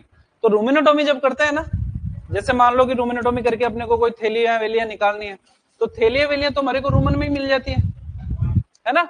लेकिन अगर आप उसके अंदर पदार्थ निकालना चाहते हो, उड़ जाते हो, तो आपका हाथ रेटिकुलम के अंदर लेकर जाना पड़ेगा मैग्नेट के साथ में। तो मैग्नेट से ये लोहे की वस्तु चिपक जाएगी और बाहर आ जाएगी। क्लियर है? तीसरे नंबर पे क्या लिखोगे? पॉलीथीन मात्रा ज्यादा होती है ना, इसलिए क्योंकि पॉलीथीन खाता कौन है? पशु। और पॉलीथीन पशु खाता क्यों है? क्यों? क्योंकि उस पॉलीथीन के अंदर आपने चारा डाल के फेंका है या फिर कोई ना कोई खाने की वस्तु डाल के फेंकी है। पॉलीथीन के अंदर ना तो किसी प्रकार का स्वाद आता है, ना किसी प्रकार की गंध आती है, टेस्ट भी नहीं है। लेकिन जब जानवर, मान लो आपने रोटी खाई, बच गई अपने पास में 2 रोटी बच गई, 2 रोटी अपन ने थैली में बांधी, बोले चलते टाइम रास्ते में फेंक देंगे, आपने रोटी पॉलीथीन के साथ में फेंक दी। गाय आई वहां पर, उसको ये तो पता लग गया कि पॉलीथीन के अंदर रोटी है। भगवान ने हाथ तो दिए नहीं कि पॉलीथीन को खोले, रोटी को निकाले फिर खाए, तो पॉलीथीन के साथ में किसको खा लेगी? रोटी को खा लेगी। अब रोटी तो सेलुलोज पाचन हो जाएगा, पॉलीथीन केमिकल्स की बनी हुई, उसका पाचन होगा नहीं, निकाल हो सकती नहीं बाहर, तो धीरे धीरे पेट के अंदर इकट्ठी होती रहेगी। इसीलिए कभी भी कोई भी खाद्य सामग्री हो, आप चाहे दीवार पे ऐसे ही डाल दो, रोटी ऐसे ही रख दो, लेकिन कोई भी खाद्य सामग्री पशुओं के लिए पॉलीथीन में डालकर नहीं फेंकनी चाहिए। ध्यान रखना, आपकी वजह से पॉलीथीन खा रही है। गाय के लिए एक तरफ पॉलीथीन ही पॉलीथीन रख दो, है ना, और एक तरफ उसको पॉलीथीन में बांध के रखा हुआ कुछ भी खाना रख दो, गाय पॉलीथीन को खाएगी या खाने को खाएगी? तो गाय कभी भी पॉलीथीन को नहीं खाएगी, उसका मन नहीं है खाने का, भूख लगेगी तो भी पॉलीथीन नहीं खाएगी वो। लेकिन आपने खाना पॉलीथीन में डाल के फेंका है, इसलिए वो पॉलीथीन को खा रही है। और उसको पता है गाय को क्या खाना क्या नहीं खाना, पौधों को जानती है ना, वो कौन से टॉक्सिक प्लांट्स होते हैं, स्मेल से पहचान जाती है। लेकिन पॉलीथीन के अंदर ना तो स्मेल लाइन टेस्ट, तो वो पहचान नहीं पाती, उसको लगता है ये भी खाना ही खा ले। तो दिक्कत, गलती नहीं करना ऐसे कभी भी, होता है अपने साथ में। इन जनरल अपन यही करते हैं कि पॉलीथीन के अंदर पोहे बच गए, पॉलीथीन में बांध कर फेंक के आ जाते हैं। खुले में डाल दो आप उनको, आप दीवार के पास में रख दो, कहीं पे भी रख दो, खाली की वो आएगी तो, है ना। लेकिन ऐसे पॉलीथीन के अंदर डाल के नहीं फेंकना चाहिए कोई भी चीज। लिखो ओमेजम, ओमेजम लिखो 7 से 8% भाग, 7 से 8% भाग। कितने प्रतिशत? 7 से 8। लिखो इसके आगे इसमें 100 के लगभग क्रिसेंट आकार के फोल्ड पाए जाते हैं। इसमें 100 के लगभग क्रिसेंट आकार के फोल्ड पाए जाते हैं। इसमें 100 के लगभग क्रिसेंट आकार के फोल्ड पाए जाते हैं। इसमें 100 के लगभग क्रिसेंट आकार के फोल्ड पाए जाते हैं। कौन से आकार के? क्रिसेंट आकार के फोल्ड पाए जाते हैं, जिन्हें लेमिनी कहते हैं। इसमें 100 के लगभग क्रिसेंट आकार के फोल्ड पाए जाते हैं, जिन्हें लेमिनी कहते हैं।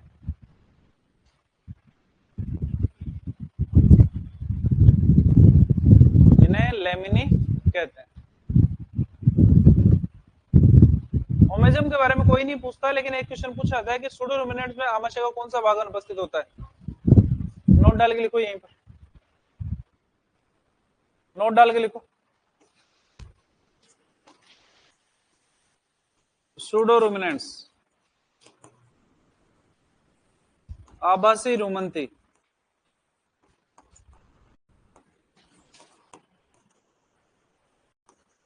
सूडो रुमिनेंट्स आभासी रुमंती पशुओं में ओमेजम अनुपस्थित होती है। ओमेजम अनुपस्थित होती है। सूडो रुमिनेंट्स या आभासी रुमंती पशुओं में ओमेजम अनुपस्थित होती है।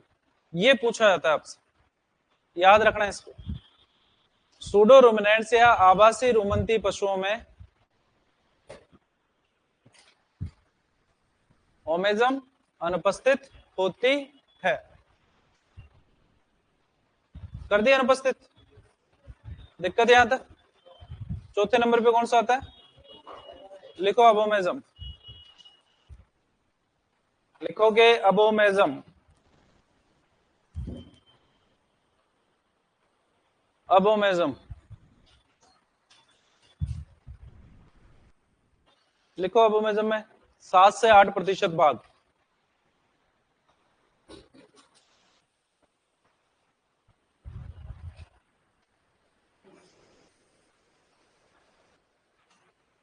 ये कौन सी अंग्रेजी होता है? लिखो अबोमेजम 7 से 8% भाग। लिखो, इसमें पाचक एंजाइम पाए जाते हैं। इसमें पाचक एंजाइम पाए जाते हैं।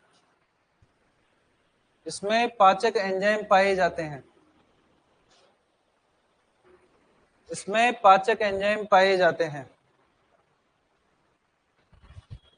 इसमें पाचक एंजाइम पाए जाते हैं। इसलिए इसे सत्य आमाशय। इसमें पाचक एंजाइम पाए जाते हैं, इसलिए इसे सत्य आमाशय, ब्रैकेट में लिखोगे ट्रू स्टोमक। पाचक एंजाइम पाए जाते हैं, इसलिए इसे सत्य आमाशय या ट्रू स्टोमक कहते हैं। सत्य आमाशय या ट्रू स्टोमक कहते हैं। इसमें पाचक एंजाइम पाए जाते हैं, इसलिए इसे सत्य आमाशय या ट्रू स्टोमक कहते हैं। कह दिया? सबसे इंपॉर्टेंट यही इन चारों के अंदर। सत्य आमाशय कौन सा होता है? अबोमेजम। देखो इधर, अबोमेजम की अगर बात करते हैं तो अबोमेजम के अंदर 3 प्रकार की कोशिकाएं पाई जाती है। कितने प्रकार की? 3 प्रकार की कोशिकाएं। 3 प्रकार की कोशिकाएं की अगर बात करते हैं तो सबसे पहला जो नाम आता है हमारे पास में,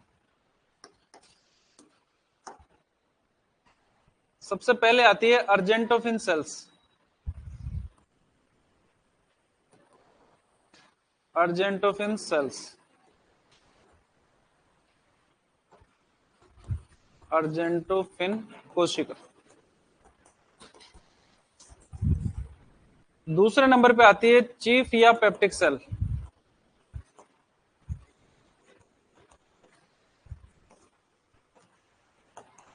चीफ या पेप्टिक कोशिका।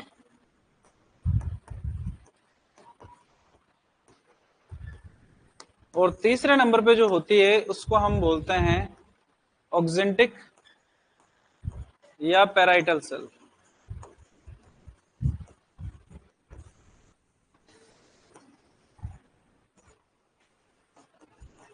ऑक्जेंटिक या पैराइटल कोशिका। हमारे से पूछा जाता है इन तीनों कोशिकाओं से श्रावण किसका होता है? चीफ सेल के अलावा अगर बात करते हैं अर्जेंटोफिन सेल्स का, तो सेरोटोनिन, इसके अलावा गैस्ट्रिन का स्त्रावण कौन करती है? कौन करेगी? अर्जेंटोफिन सेल्स। आहार नाल के अंदर कौन से प्रकार की पेशियां पाई जाती है?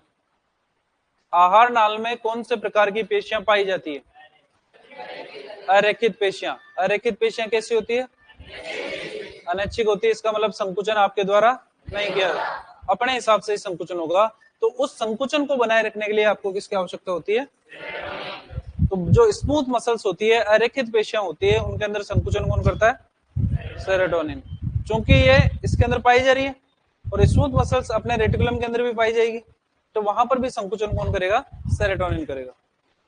चीफ सेल या पेप्टिक सेल्स की अगर बात करते हैं तो इससे पेप्सिनोजन का स्रावण होता है। पेप्सिनोजन।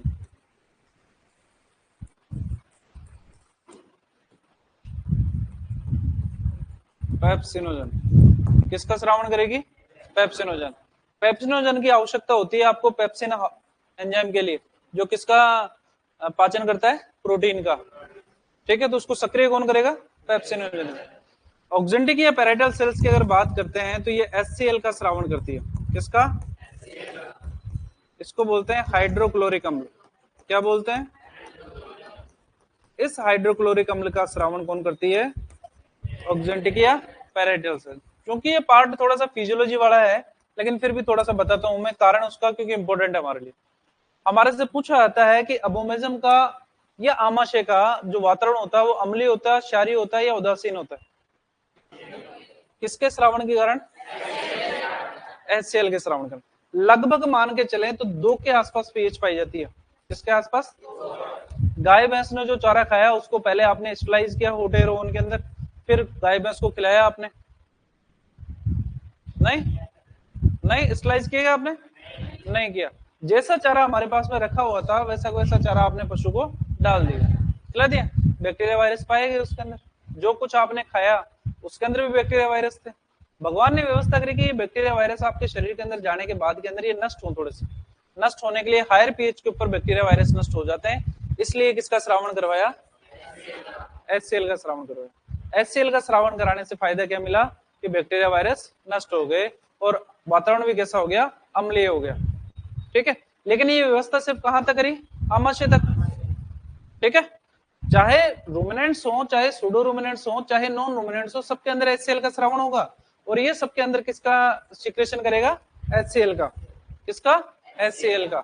ठीक है, तो यहां पर एचसीएल के श्रावण कारण अम्लीय वातावरण हो गया। अब ये अबोमेजम नीचे की तरफ किससे जुड़ी हुई है? इंटेस्टाइन से। इंटेस्टाइन से। अब इंटेस्टाइन के अंदर जब ये बन गए तो हमारे को एचसीएल की आवश्यकता नहीं है, अम्लीय वातावरण की आवश्यकता भी नहीं है। तो अम्लीय वातावरण की आवश्यकताओं को दूर करने के लिए फिर इसको न्यूट्रलाइज करना पड़ेगा।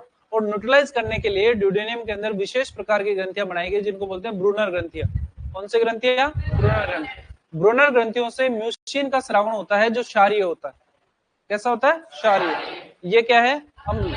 वो कौन सा है? अम्ल किसको उदासीन कर देगा? मतलब क्षार इसको उदासीन कर देगा और इंटेस्टाइन के अंदर वातावरण वापस से कैसा हो जाएगा? न्यूट्रलाइज हो जाएगा। इसीलिए किसकी आवश्यकता पड़ी? इंपॉर्टेंट है, पूछा जाएगा एचसीएल का श्रावण करने वाली कोशिकाएं कौन सी? ऑक्जेंटिक या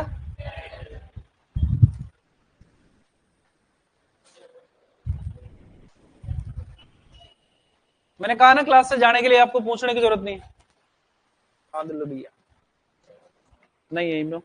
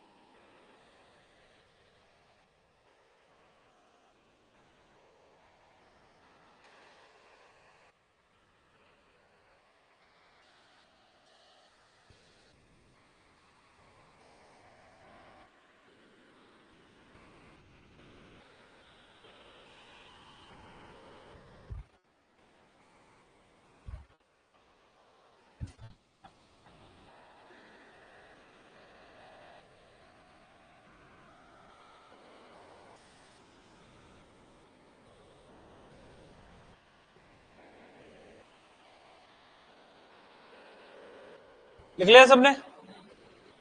अरे इतना तो मैंने लिखा ही नहीं था जितना तुम लिख रहे हो, कम लिखो थोड़ा। नोट डाल के लिखो।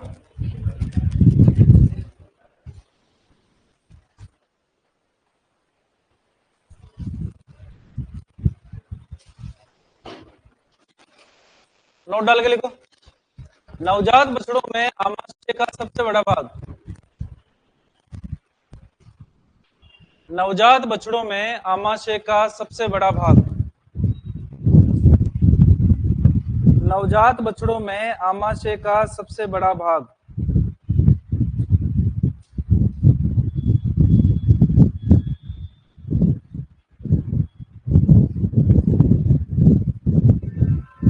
नवजात बछड़ों में आमाशय का सबसे बड़ा भाग अबोमेजम होता है। अबोमेजम होता है। नवजात बछड़ों में आमाशय का सबसे बड़ा भाग।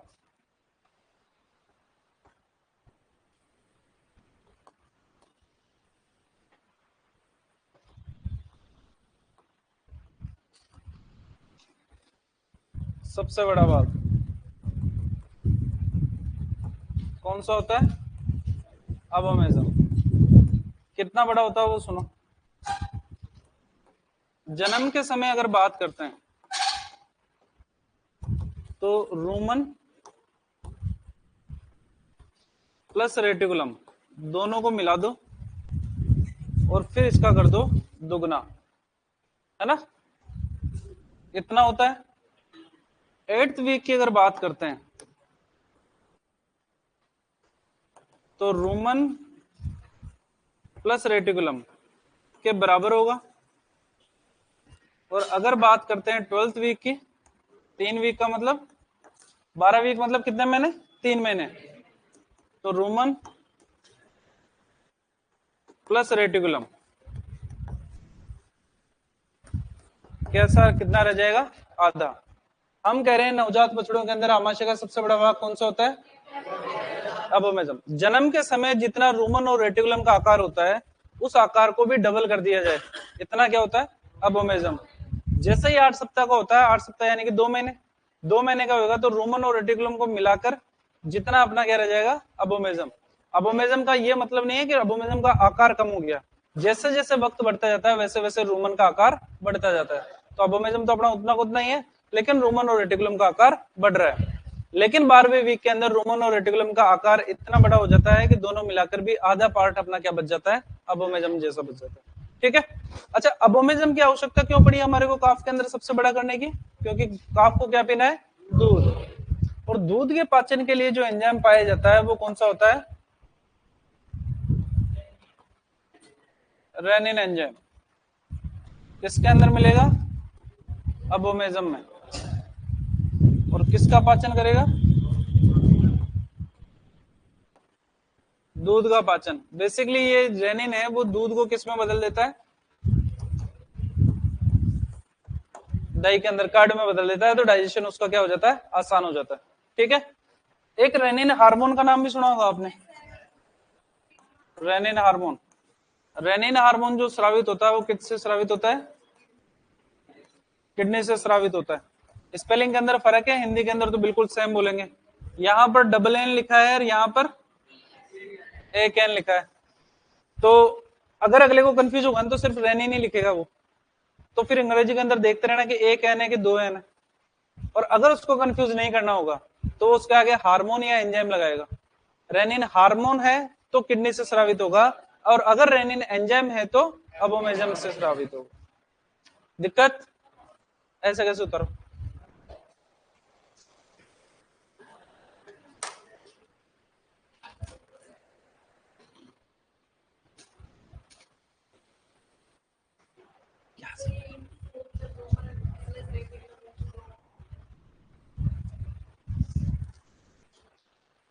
इसीलिए गणित नहीं लिए अपन। अच्छा, इसका मतलब ये है कि रोमन और रेटिकुलम को मिला दिया जाए और उसको डबल कर दिया जाए, इतना बड़ा आकार किसका होगा? अबोमेजम का।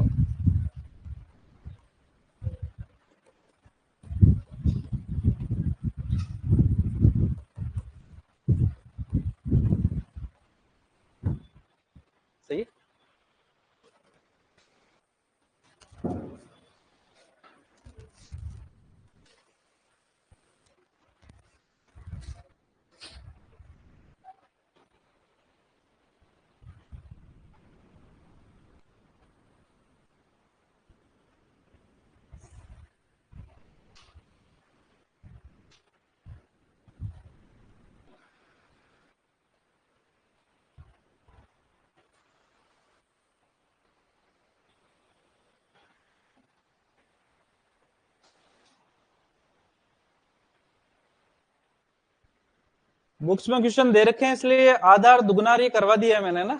आपसे कोई नहीं पूछेगा, आपसे सिर्फ इतना पूछा जाएगा कि नवजात पशुओं में आमाशय का सबसे बड़ा भाग कौन सा होता है, बस इतना ही लिखना है आपने।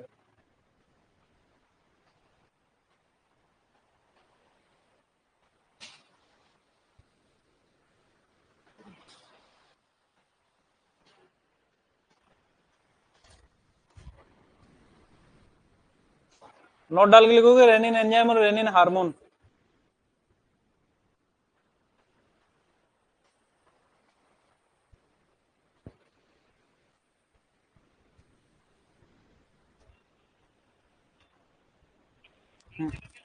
हाँ,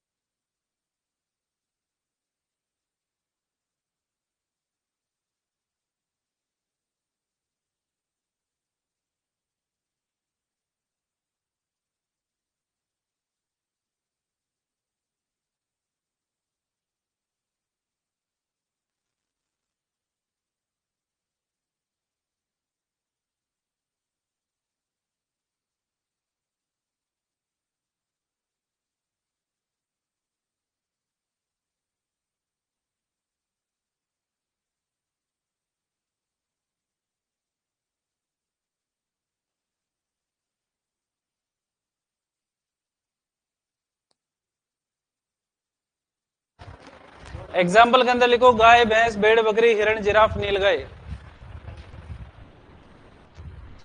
गाय भैंस भेड़ बकरी हिरण जिराफ नीलगाय। अरे आवाज नहीं आ रही क्या लाइव वालों को?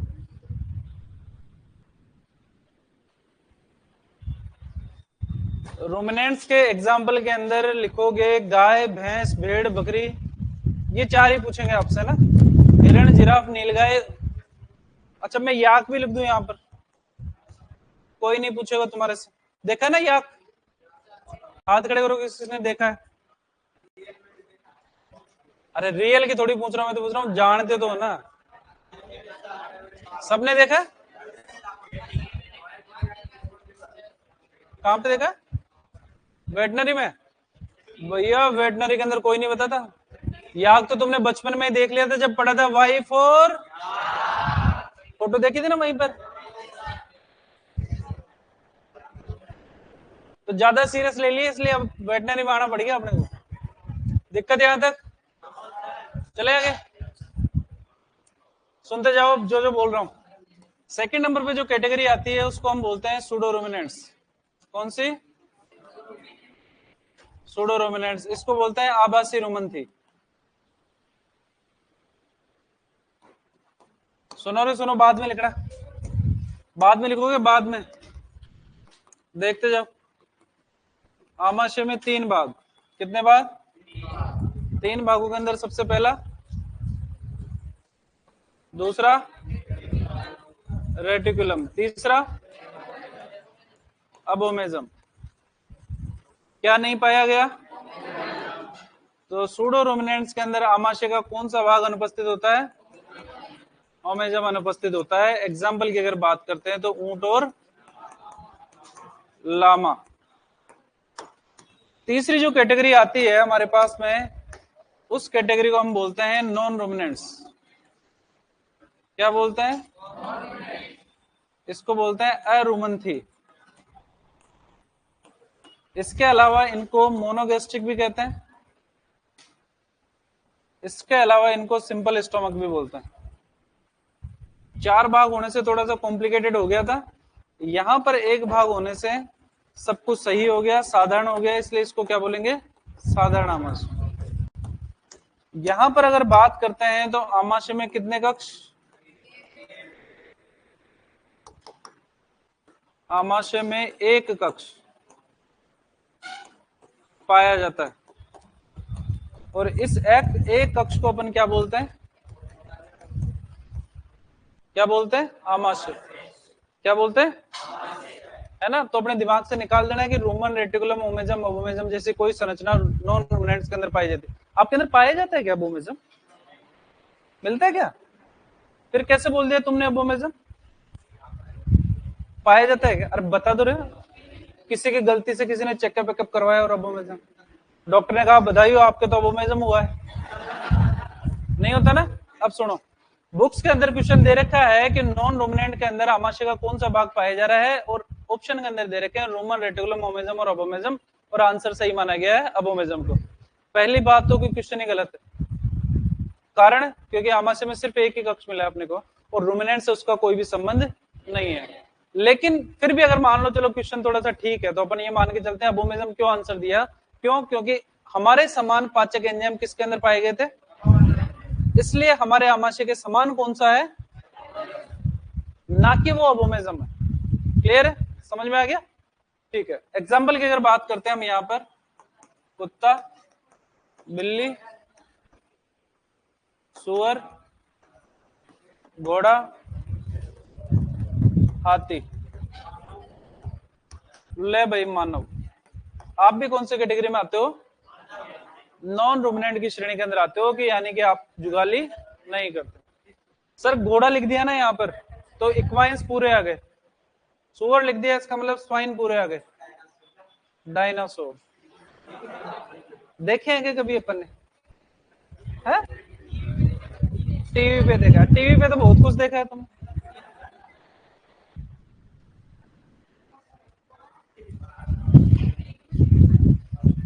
अरे टीवी पे तो पता नहीं क्या क्या देख लेते हो, और उससे ज्यादा तुम मोबाइल पे देख लेते हो।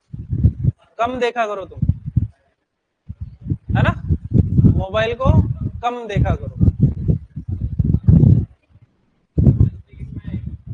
क्या? मछली।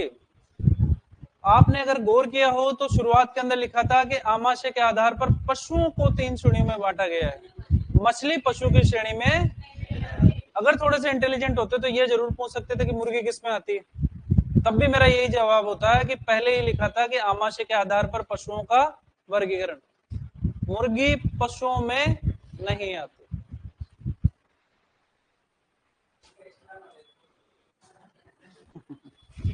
पहले जो है वो तो करो तुम, फिर एक्स्ट्रा तो कितना ले लेना मेरे से, ज्ञान घटाई अपने पास, ज्ञान की कमी नहीं है, लेकिन आपको ज्ञान नहीं देना, आपका सिलेक्शन करवाना, इसीलिए सेलेक्टिव पढ़ाना पड़ेगा।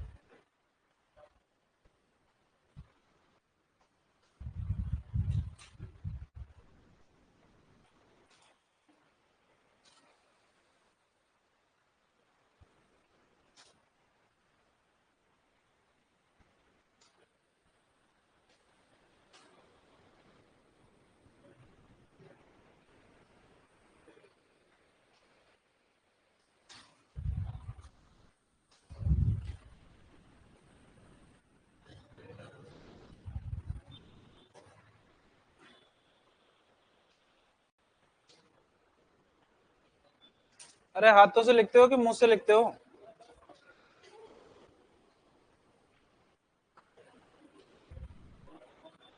लिख लिया?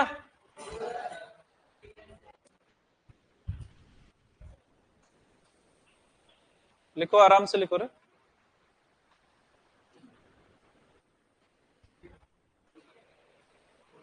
फिजियोलॉजी के अंदर बढ़ाएंगे आपको, क्या पढ़ाएंगे वो सुनो।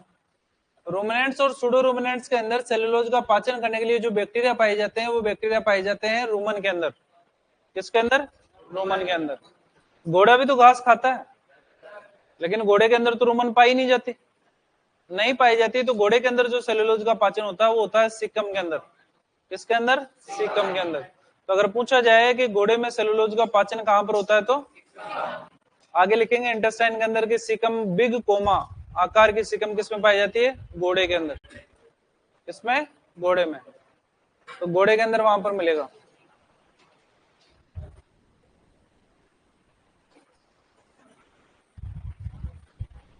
लिख लिया?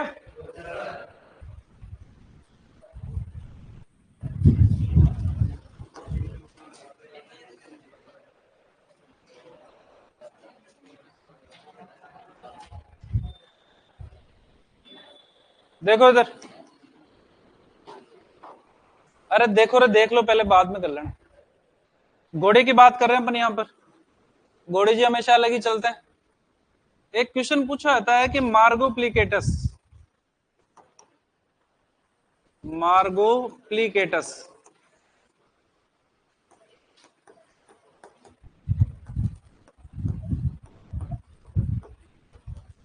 किसके आमाशय में पाया जाता है? किसके आमाशय में? आगे जस्ट अपन पढ़ेंगे आमाशय का आकार और उसकी क्षमता। घोड़े के अंदर जो आमाशय का आकार होता है वो जे शेप होता है। कैसा? जे आकार का।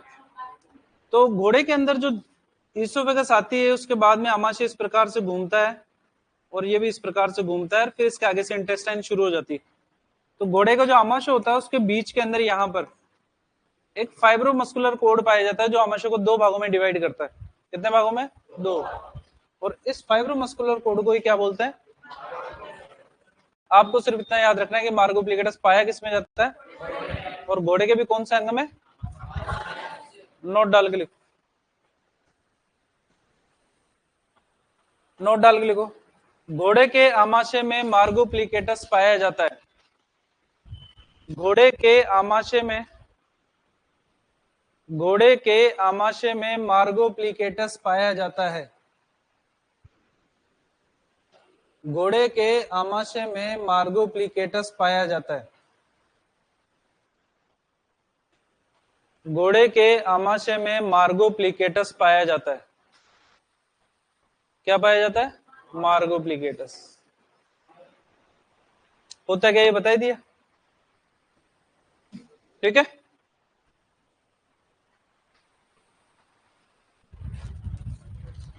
आगे सुनो। मान लो ये आमाशय ही अपना ना, इसको आमाशय मान लो या फिर अबोमेजम मान लो, दोनों बात बराबर ही है। दोनों के अंदर पाचक एंजाइम उपस्थित होते हैं। वो भाग जो ईसोफेगस से जुड़ा रहता है ना, उसको बोलते हैं कार्डियक। क्या बोलते हैं? बीच वाला जो पोर्शन होता है उसको बोलते हैं फंडिक। क्या बोलते हैं? और जो इंटेस्टाइन से जुड़ा वाला पार्ट होता है उसको बोलते हैं पाइलोरिक। क्या बोलते हैं? आपसे कोई नहीं पूछेगा, लेकिन बुक्स के अंदर दे रखा है, तीन ऑप्शन दे रखे हैं, चौथा ऑपरेशन उपरोक्त सभी दे रखा है, या उपरोक्त में से कोई नहीं दे रखा है।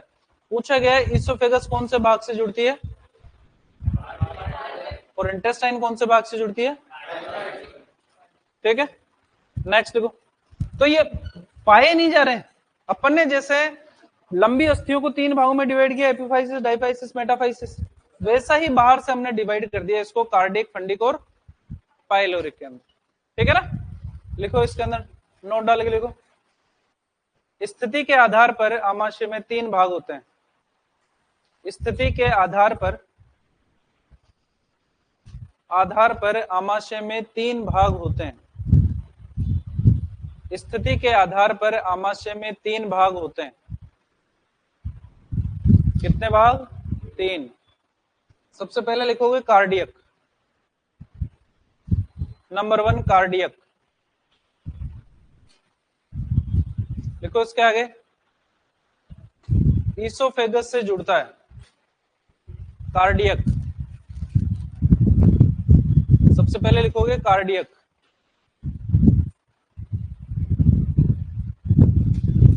लिखो ईसोफेगस या ग्रेसिका से जुड़ा रहता है या जुड़ता है, ठीक है।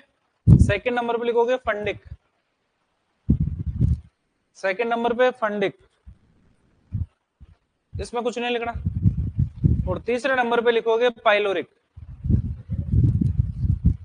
स्थिति के आधार पर आमाशय को 3 भागों में बांटते हैं। सबसे पहले लिखोगे कार्डियक, ईसोफेगस से जुड़ता है।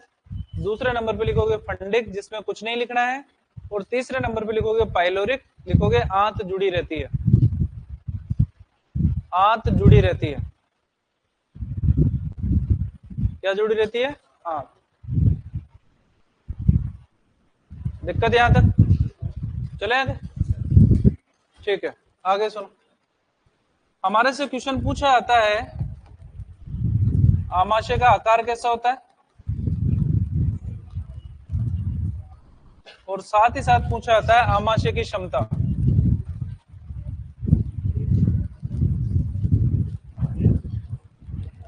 सुन लो रे, सुन लो। पहले सबसे पहले बात करते हैं केटल, उसके बाद में बात करेंगे हॉर्स की, उसके बाद में पिग, उसके बाद में डॉग। आकार की अगर बात करते हैं तो केटल के अंदर आमाशय का आकार फिक्स नहीं है। क्यों? क्योंकि जैसे जैसे खाना जाएगा रूमन का आकार बढ़ता जाएगा, जैसे जैसे कम होता जाएगा कटता जाएगा, फिक्स आकार नहीं है। लेकिन क्षमता की अगर बात करते हैं तो 100 से लेकर 230 लीटर, कितने? 100 से लेकर 230 लीटर।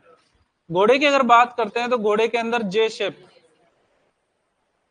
क्षमता की अगर बात करते हैं तो 12 कितने लीटर? ध्यान रखना, घोड़े के अंदर 40 लीटर लार का श्रावण होता है, ना कि आमाशय की क्षमता, ठीक है ना। पिक की अगर बात करते हैं तो पिक के अंदर पाया जाता है मानव भ्रूण के समान। किसके समान? मानव भ्रूण के समान, ह्यूमन एम्ब्रियो शेप। क्षमता की अगर बात करते हैं तो कितनी होती है? और कुत्ते जी की अगर बात करते हैं तो कुत्ते जी के अंदर होता है पायरिफॉर्म। कैसा होता है? पायरिफॉर्म। और क्षमता की अगर बात करते हैं तो वो कितनी रहती है? कितनी होती है? 2 लीटर।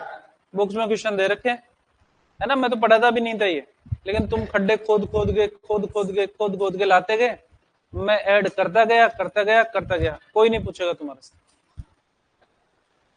हाँ बोल दे भाई,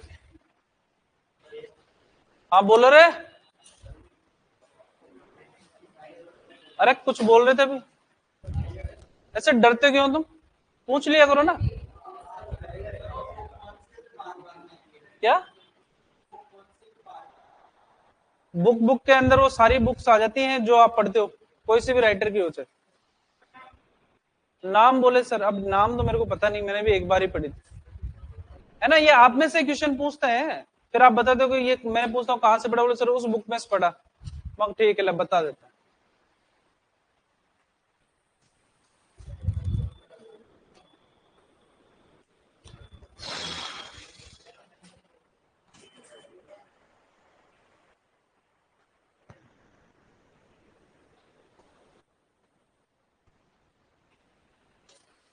पोल्ट्री की बात अपन अलग से करेंगे भाई, मुर्गी का पाचन तंत्र अपन अलग से पढ़ेंगे, इसलिए अभी मेंशन नहीं कर रहे हैं।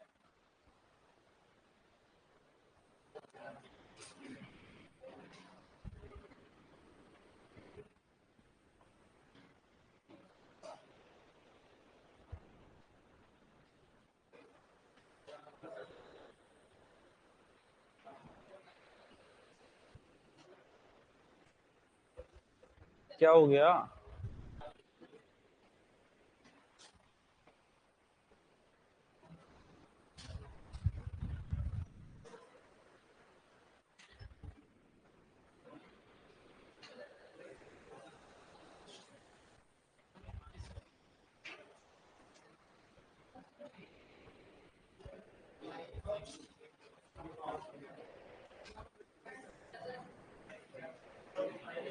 याद कर लेना तुम तो पायरिफॉर्म बस, कि कुत्ते के अंदर कौन से आकार का आमाशय पाया जाता है?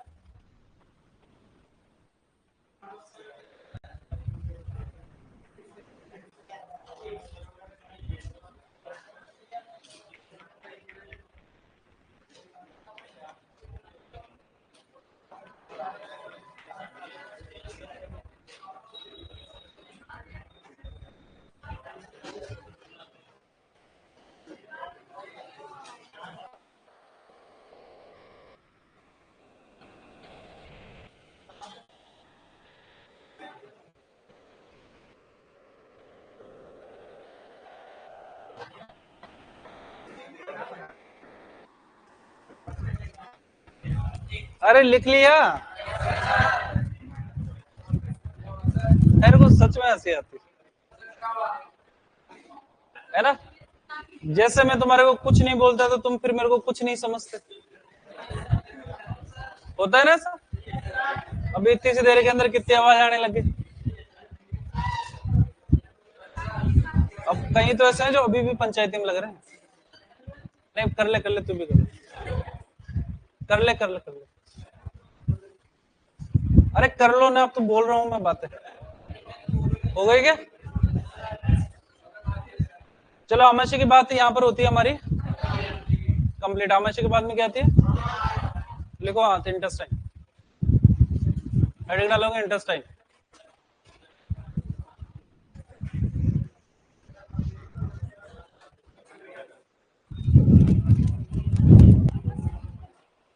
लिखो इंटेस्टाइन।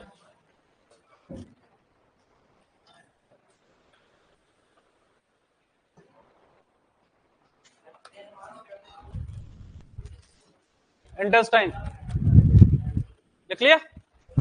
देखते जाओ इधर, बाद में लिखोगे।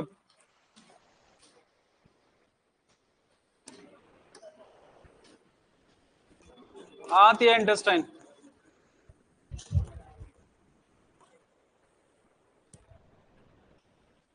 बचपन से पड़ी हुई है। कितने प्रकार की? छोटी आंत और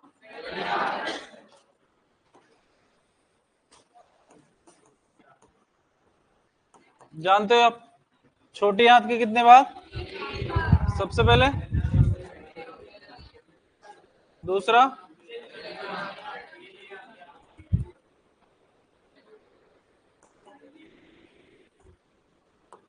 बड़ी आंत के कितने भाग?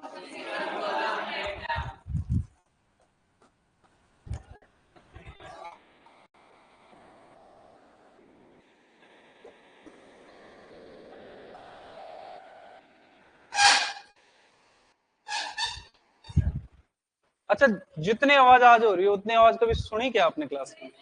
स्पेशली मेरी क्लास के अंदर नहीं सुनी ना, है ना? कितने सीरियस होके पढ़ते थे। इसका मतलब ये है कि तुम लायक ही नहीं हो उसके कि मैं नॉर्मल तरीके से पढ़ाऊं तुम्हारे को, है ना? थोड़ा सा चेंजेस में लाने की कोशिश करता हूं और तुम उसका मिसयूज करने की कोशिश करो, है ना? तो शांति से बैठो और कल से है ना, सुनो मेरी बात। सुन लो, अरे सुन लो, पीछे वाले तुम भी सुनो। रे तुम क्लास के अंदर ही हो। एक तो पीछे वालों की बड़ी प्रॉब्लम होती है। पीछे वालों की समस्या ये है कि पीछे वालों को लगता है कि हम क्लास का पार्ट है ही नहीं, हम अलग ही दुनिया के अंदर है। तुम क्लास के अंदर हो, मैं तुम्हारे को पढ़ाता हूँ। अपने आप को ऐसे अकेले मत समझा करो। तुम बैठ के पंचायती करने लग जाते हो, है ना? ऐसा नहीं है, बिल्कुल भी नहीं है। मैं हूं तुम्हारे साथ। क्लियर है?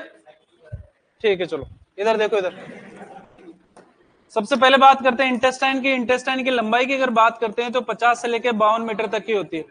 औसत हम मान के चल रहे हैं यहाँ पर 51 मीटर का। कितने मीटर का? 51 मीटर के अंदर से 40 मीटर तो होती है और बाकी बची हुई 11 मीटर क्या होती है? छोटी आंत को छोटी इसलिए कहते हैं क्योंकि इसका व्यास कम होता है और बड़ी आंत को बड़ी इसलिए कहते हैं क्योंकि इसका व्यास ज्यादा होता है। तो छोटी आंत के व्यास की अगर बात करते हैं तो व्यास रहता है 5 से 6 सेंटीमीटर का, जबकि बड़ी आंत के अंदर जो व्यास रहता है वो रहता है लगभग 10 सेंटीमीटर का। कितना सेंटीमीटर का? कोई नहीं पूछेगा। ड्यूडेनियम की अगर बात करते हैं तो ड्यूडेनियम 1 मीटर की है। जेजुनम की अगर बात करते हैं तो 38 मीटर की है और इलियम की अगर बात करते हैं तो ये भी टोटल कितने हो गए? 40 मीटर। सीकम की अगर बात करते हैं तो 0.75 मीटर की ये है। इसके अलावा 10 मीटर की ये है और 0.25 मीटर की क्या है? रेक्टम है। टोटल कितनी हो गई? 11 मीटर। 11 और 40 तो आंत की कुल लंबाई कितनी होती है? 51 के अंदर से छोटी आंत कितनी? बड़ी आंत। छोटी आंत के कितने भाग? सबसे पहले, फिर ड्यूडेनियम कितने मीटर की? जेजुनम और इलियम। तो छोटी आंत का सबसे बड़ा भाग कौन सा हुआ? लिख दो यहां पर सबसे बड़ा भाग। अगर बात करते हैं बड़ी आंत की तो बड़ी आंत के कितने भाग? सबसे पहले, फिर सीकम कितने मीटर की? कोलन और रेक्टम सबसे बड़ा भाग, सबसे बड़ा भाग। लेकिन अगर यहाँ पर संख्याओं को अगर आप देखो और आपको 6 के 6 ऑप्शन दिए जाए और पूछा जाए कि आंत का सबसे बड़ा भाग कौन सा होता है, तो वो कौन सा होता है? मान सकते हो ये? जेजुनम। आंत का सबसे बड़ा भाग वो कौन सा होता है? तो छोटे आंत का सबसे बड़ा भाग पूछे चाहे आंत का सबसे बड़ा भाग पूछे, आंसर क्या आएगा? जेजुनम। सारे ऑप्शन दिए गए हैं और अगर आपसे पूछा जाए कि आमाशय से कौन सा भाग जुड़ता है, तो कौन सा भाग जुड़ेगा? ड्यूडेनियम। तो ड्यूडेनियम की अगर बात करते हैं तो आमाशय के कौन से भाग से जुड़ेगा? पाइलोरिक भाग से।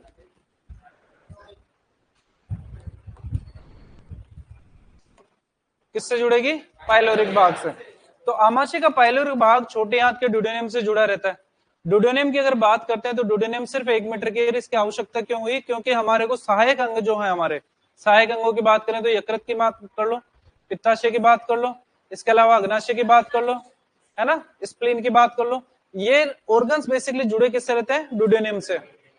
अगर आगे चल के बात करेंगे अपन लीवर की और गॉल ब्लैडर की, लीवर से निकलती है हेपेटिक डक्ट और गॉल ब्लैडर से निकलती है सिस्टिक डक्ट, दोनों मिलकर निर्माण करती है बाइल डक्ट का, और वो बाइल डक्ट किसके अंदर आकर खुलती है? ड्यूडेनियम की।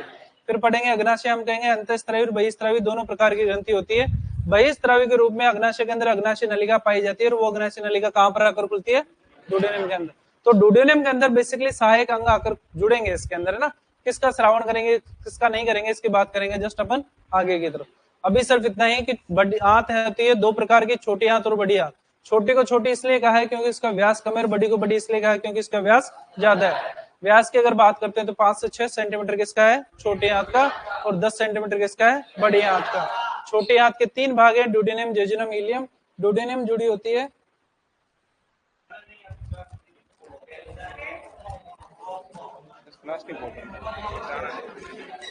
जाना नहीं है, अभी क्लास है आपकी, और ये सारी की सारी बातें इसकी। दिक्कत उतारो।